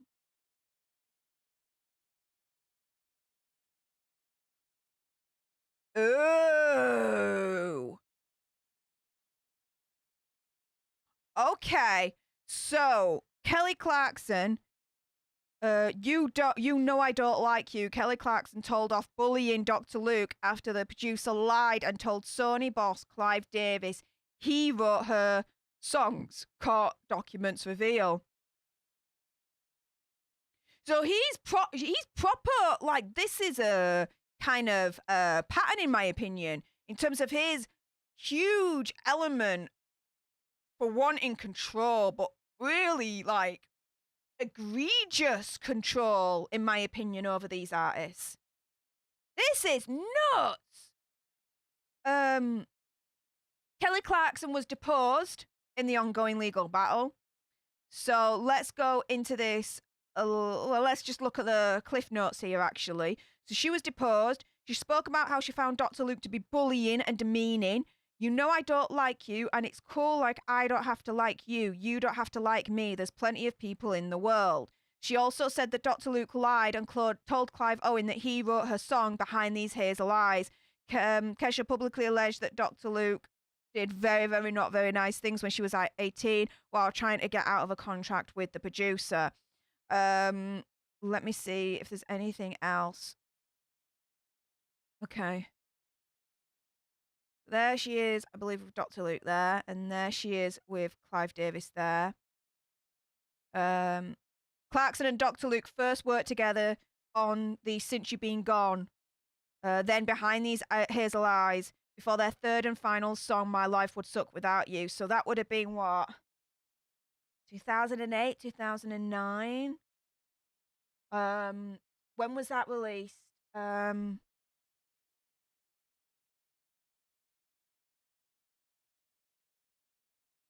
date. When was that released? 2009. There you go. So it's been well over 10 years since she's worked with Dr. Luke. Why? Right? Why? Interesting, right?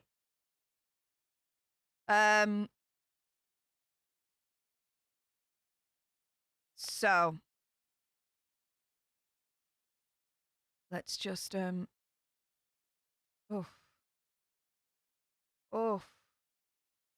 let's carry on. So that third session is when Clarkson went off on Dr. Luke. He walked up to me and I was standing with my manager, Narvel Blackstock, not to be confused with my husband, who is also named Narvel, but he goes by Brandon. He's my father-in-law, but he was standing next to me, my manager, we were talking, and Dr. Luke attempted to come up, or he didn't attempt. He came up and said, hey, I don't know, like, what the problem is, between us.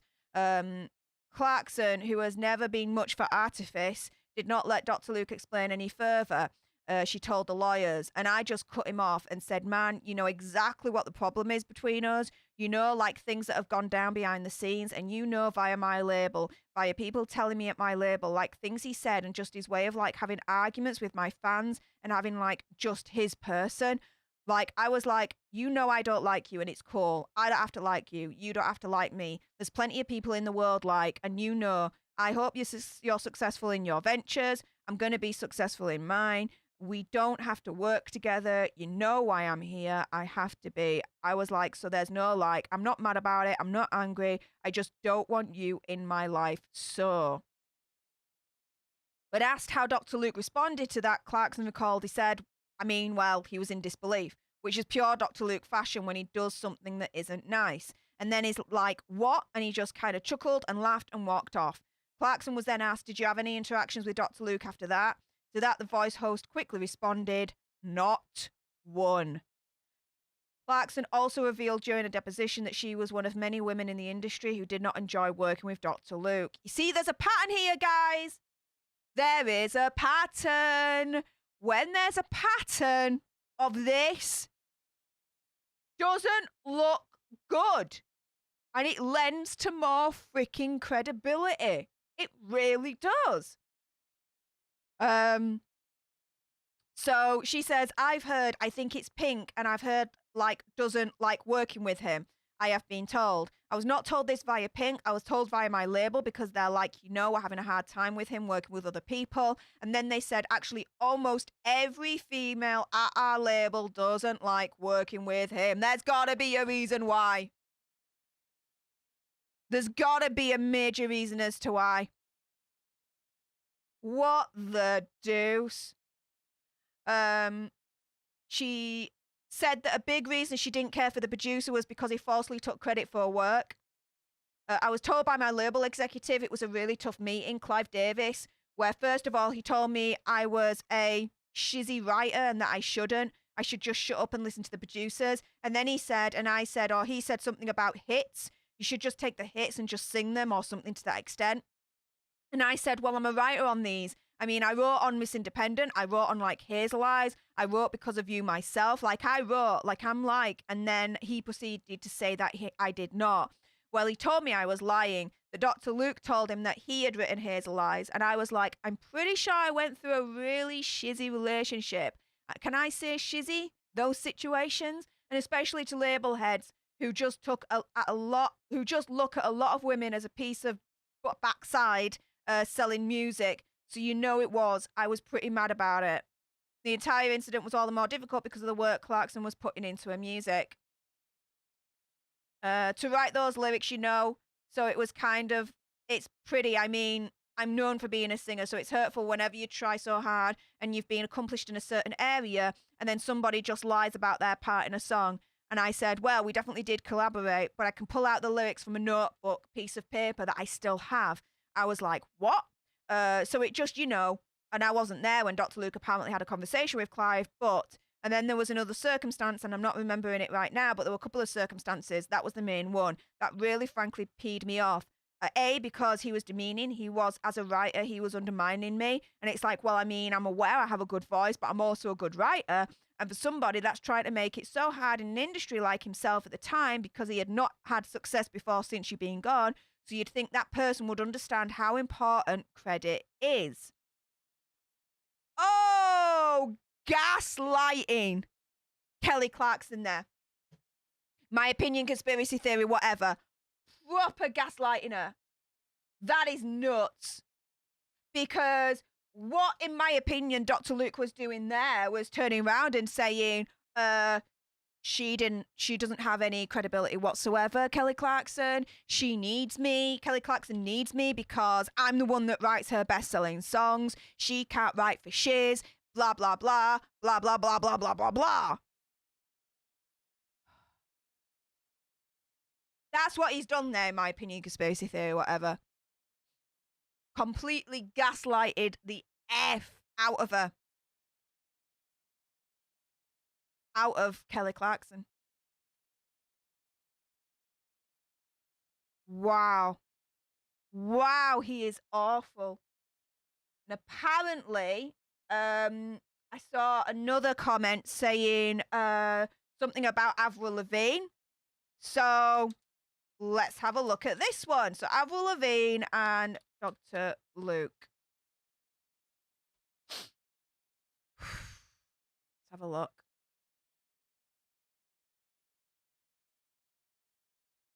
Right. Could it be this one? This explain a little bit more. So we know about Pink and what she said against Dr. Luke, but what is Avril Lavigne saying? Let's have a look. So both Pink and Lavigne have filed sworn affidavits stating that their decisions to stop working with Dr. Luke were not influenced by Kesha.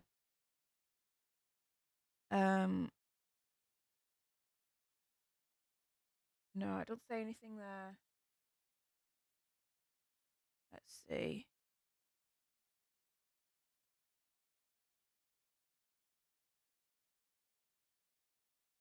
I saw something like that. She always, Avril Lavigne had to like have like a kind of pepper spray on her whenever she was around.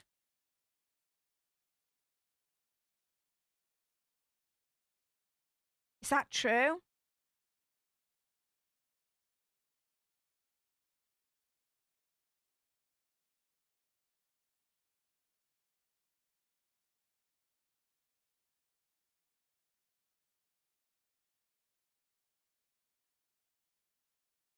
Doesn't really say anything there.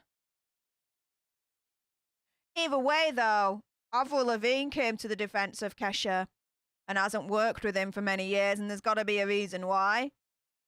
And with Kelly Clarkson's label turning around and saying, yeah, all our female artists don't like working with him. Why? Again, to me, this is a definite instance of there is no smoke without fire.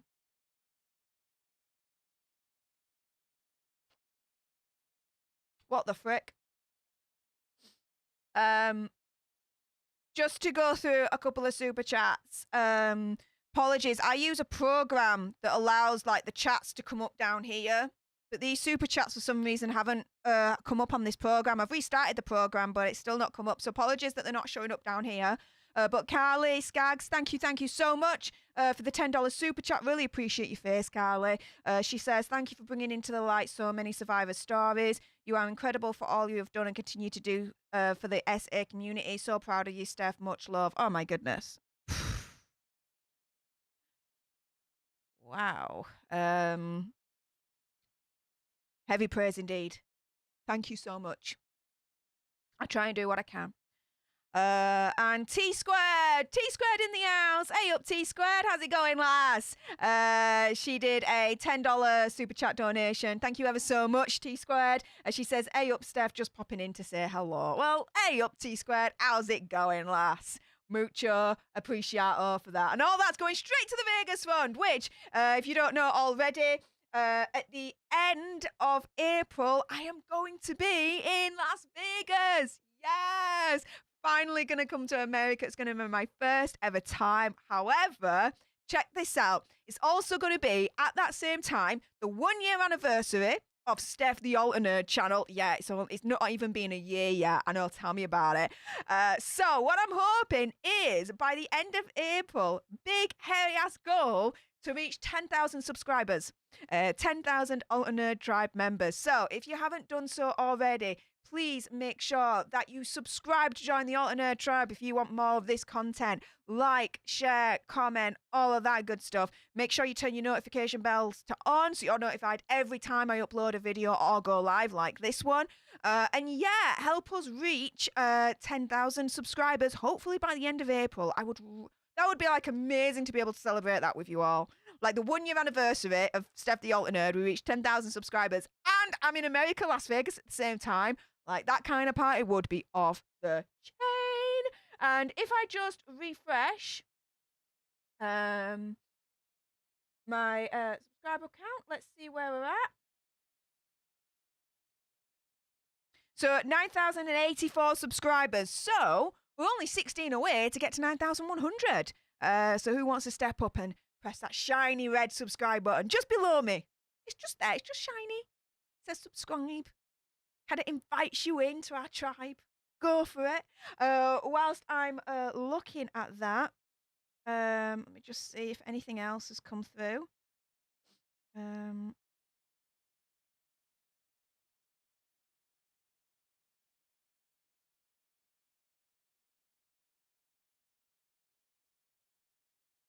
No, it's got to be.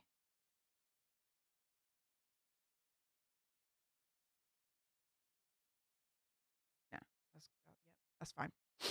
Okay. So it's just the notifications doubling up there. All right. So, let's chat with you guys for a little bit before I go.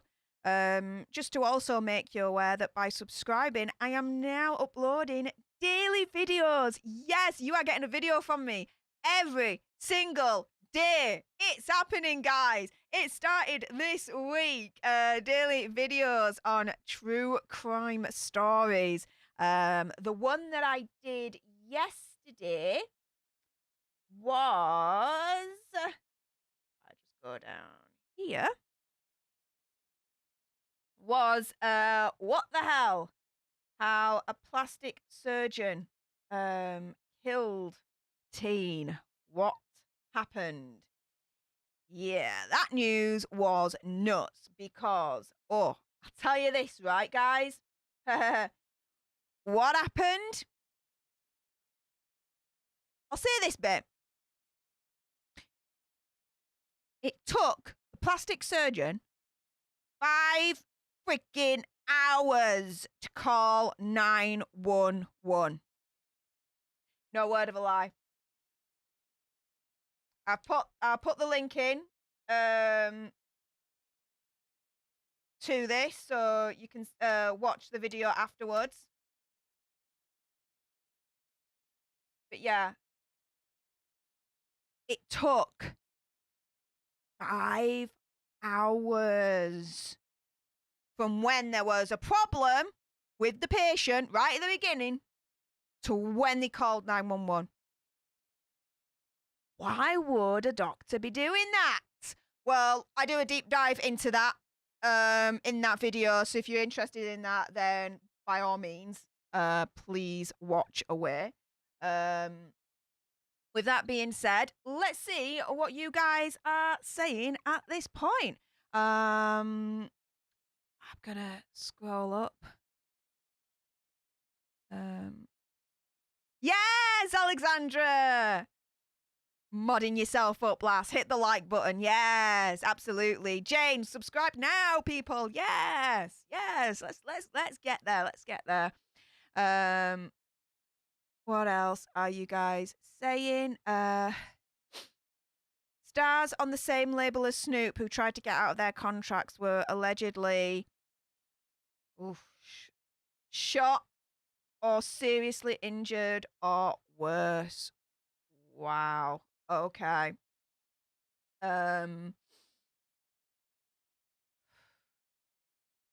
It's a nuts world. It really, really is.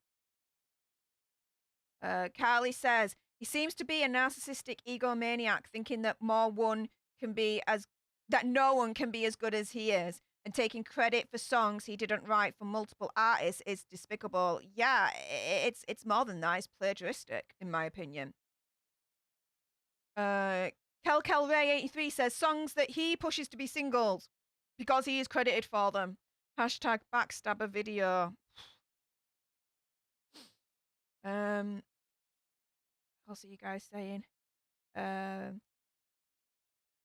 Avec Esto Pedri, hopefully I've pronounced that right, says Kesha privately supported Taylor Swift when she was harassed by that DJ. They're still being good friends. Hashtag freekesha. I read that. I did read that. That when Taylor Swift was going through her own legal battle with that DJ, that scum of a DJ, that yeah, Kesha supported her through that, which is nice. Jane, hashtag freekesha, hashtag believe Kesha. Oh, yeah. Definitely appreciate that second hashtag there. Absolutely. And C says, multiple statements about him equals patterns is equal to smoke. There's fire. Definitely agree with that. Alexandra says, this Dr. Luke guy just reminds me on a music industry version of Harvey W. It does, doesn't it? It does, scaringly. Robin says, Kelly Clarkson refused to be in the same room when she was forced by contract to work on a project he was working on. I'm not surprised.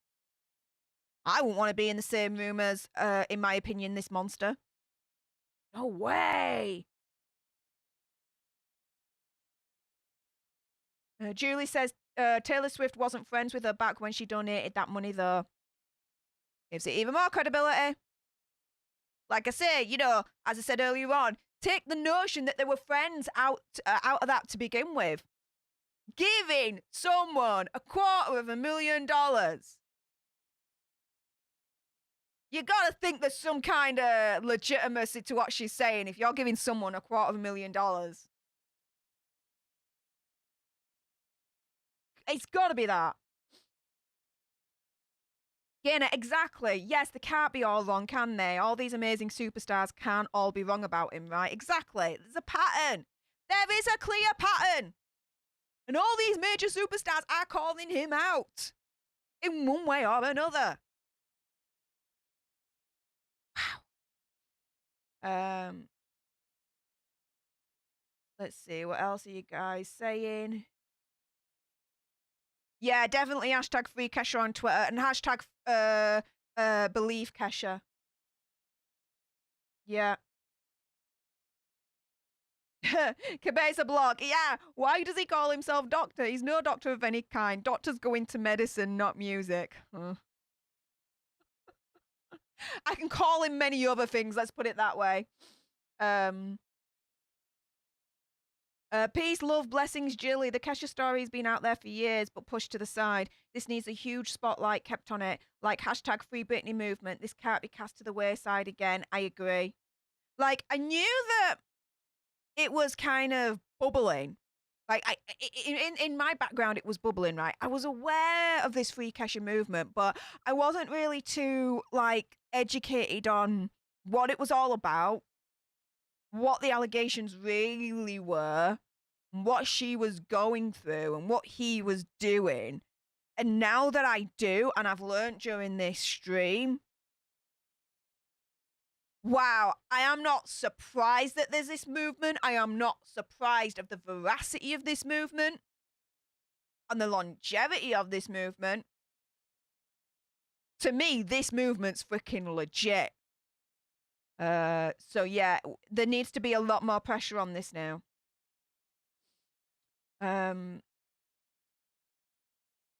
Let's see, what else are you guys saying?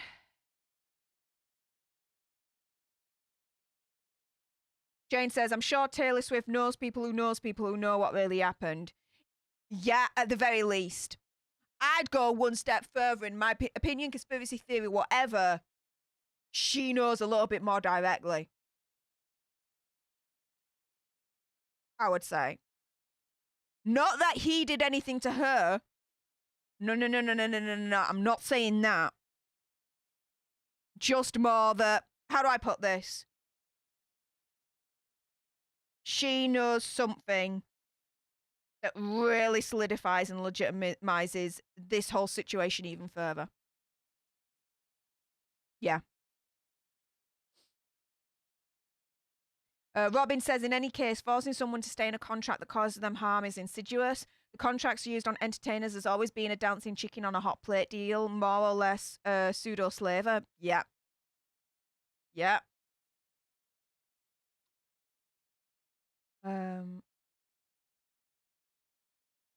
What else are you guys saying? All things being equal, the simplest answer is usually the right one. Yeah.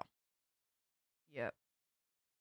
Jane says 100 likes, Steph. Congrats. Yay! We got to 100 likes. Let's put it this way, guys. If you support the freekesha movement, if you are hashtag team freekesha, like this video. Let's get this video in the YouTube algorithm so more people like myself can watch this and learn about the freekesha movement, because before this video, before I did this stream, I knew very minimal stuff about the freekesha situation.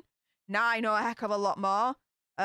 So I'd love this to, you know, like, share, get it out there so more people that were like me, who only know the bare bones, get to know a heck of a lot more and really, really educated, so that hopefully, like me, knowing more means that we join the freekesha movement and increase the numbers and the ranks in that. Kellyanne says, liked and subbed. Yay! Welcome to the tribe. Thank you so much, Kellyanne. Really appreciate you there. What else are you guys saying? Let's scroll a little bit down. Go down, down, down, down, down.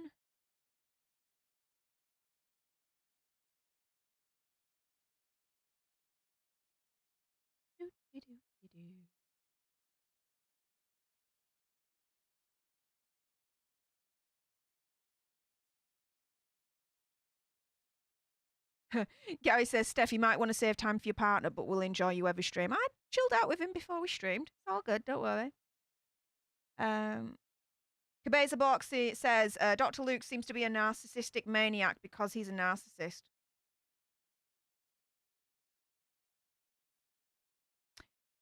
Seems to be an evil son of a biatch to me, that's for sure. Candy's recovery journey. Hey up, Candy, how you doing, lass? She says, hey, Stef and Alter Nerd tribe. I'm here, but just listening today. I'm having a bit of depression today. Oh, lass. Well, it'll pass, okay? Just, you know, make sure you're well. Take care of yourself, hon. Wancho in the house. Hey up, Wancho. Dr. Luke is a skeever. He is to me. Shana Martinez. Tigress Love says, Dr. Luke is a perv. He seems that to me and a heck of a lot more. Simon Stroke House Account says, not being nice in this way is not okay. Let's expose these monsters. Yes, I'm all for that. All for that.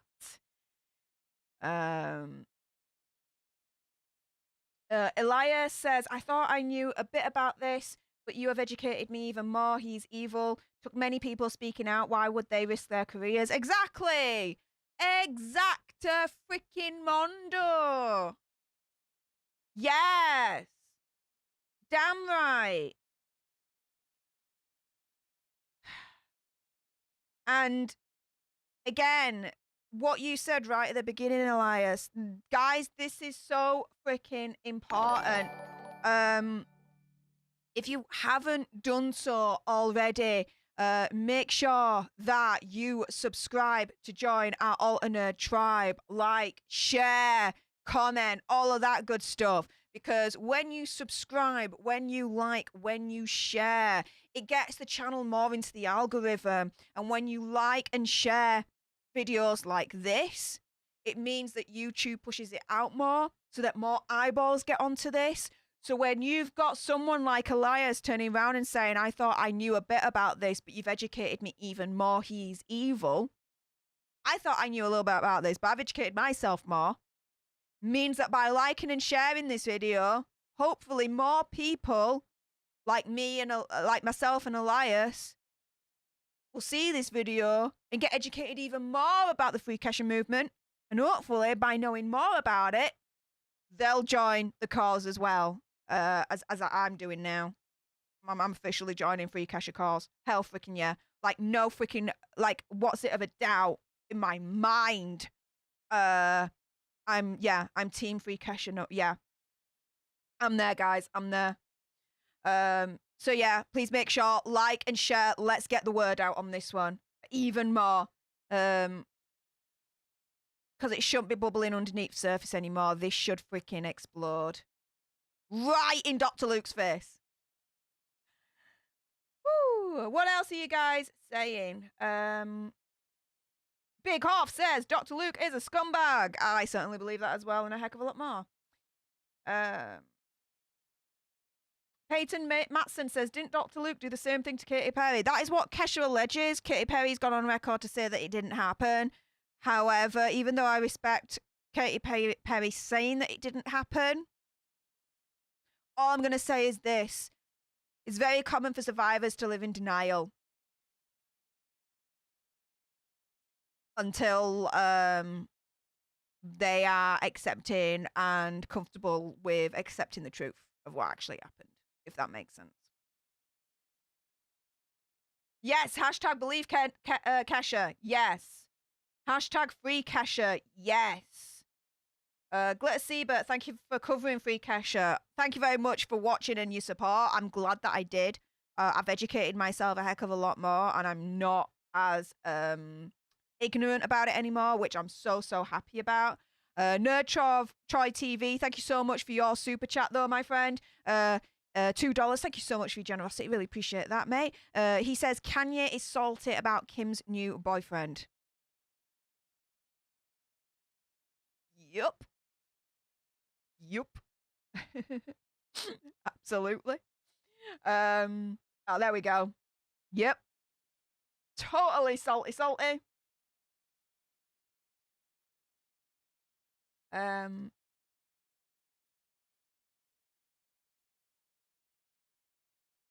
Stacy says, hey, Steph, when I go to your store, since you added tank tops, a huge tank top pops up and covers almost 3 items. I don't know why. That's Stream Elements, that. I don't know why. That's not my fault. That's not my fault. Really ain't my fault. Although, whilst we're on that subject, I do have merch. I'm wearing one right now. My opinion, conspiracy theory, whatever.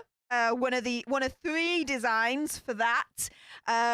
If you are interested in doing a little bit of window shopping, by all means, the link to my merch store is pinned right at the top. It's my link tree. It's got all my links on there. My socials, please follow me on Twitter and Instagram at Stef The Alter Nerd. Donation links if you want to consider donating. And also as well, my merch store. So, yeah, there's that. What else are you guys saying?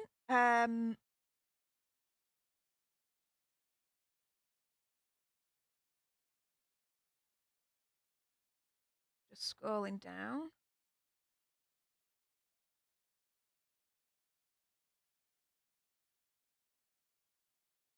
Daisy, the Vegas Pisces, says, Katy Perry is definitely hiding something when she went through her wild depression era and shaved her head.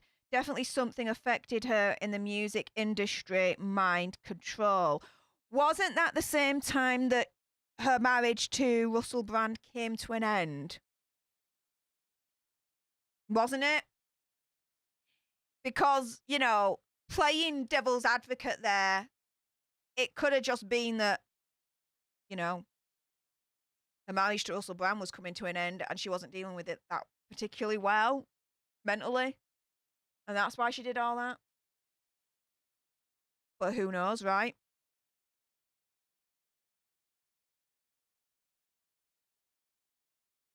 Just saying.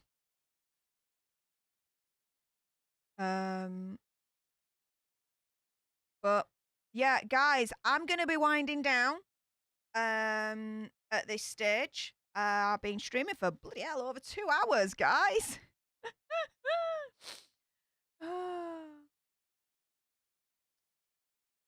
My goodness, yeah. Gonna straight after this film the next daily video, which will be out tomorrow.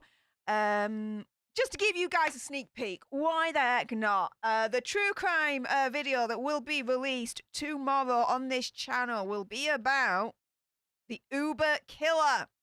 The Uber taxi driver killer. Yes. Who is he? What happened? What the frick? What the hell? Well, if you want to make sure you're in the know on that one, make sure you subscribe to join our Alter Nerd tribe. Like, share, comment, all of that good stuff. Make sure you turn your notification bells to on so you're notified every single time I go live or upload a video just like this one. You really want to make sure, though, that you're notified. If you've got them, follow me on Twitter and Instagram at Stef The Alter Nerd. Every time I release a video or go live, I always notify you guys on there as well, because YouTube have a really lovely method of me uploading a video, going live, and not letting you guys know about it. Don't know why, but that happens. So if you really want to guarantee that you're in the know whenever I upload or go live, definitely make sure that you follow me on Twitter and Instagram. That's going to be your foolproof way. And I will keep on top of the freekesha story and movement now that I'm completely knowledged up about this, because it makes me angry. It lights a fire up my backside. Definitely freekesha. Definitely freaking freekesha all day long. This is ridiculous.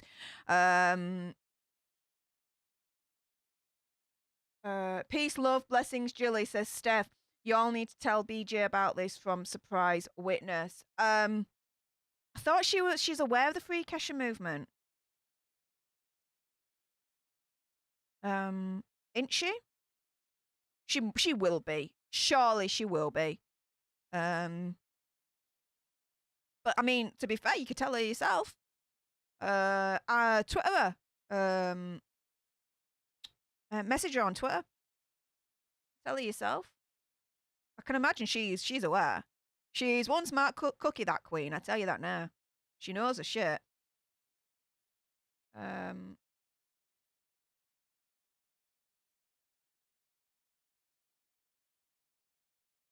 See what else you guys are saying before I go.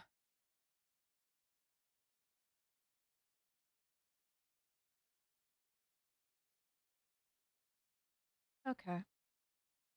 So let me just refresh this.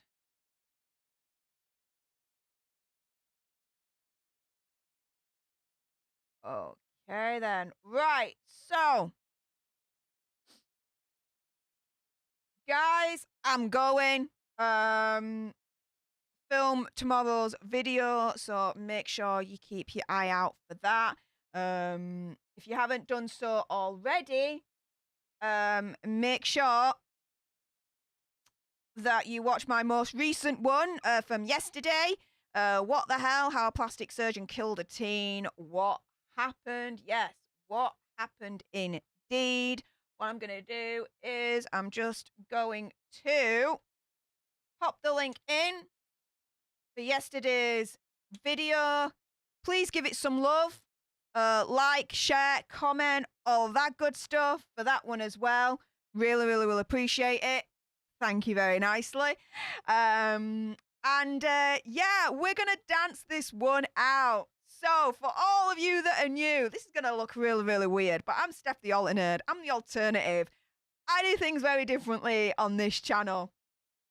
In recognition of, here we go, Tony Blaze, Jean Rick, Jacqueline Whiting, Kellyanne, Lucy Lim, Carly Skaggs, E Squared, Nerd Troy TV, Gina, and Kelly. Really appreciate you all. Thank you so much for your generosity and your donations for the stream. I really appreciate it. Every single one is going straight to the Vegas Fund. So freaking so excited for that. I get to all meet you. It's gonna be amazing. But yeah, we're gonna dance this out in your honor. So everyone, get your dancing shoes on. All you Alter Nerd leaders, you've got your exclusive dancing emojis. Everyone else, you've got yours. light the chat up with those dancing emojis because we're gonna go in 3, 2, 1. Booyah.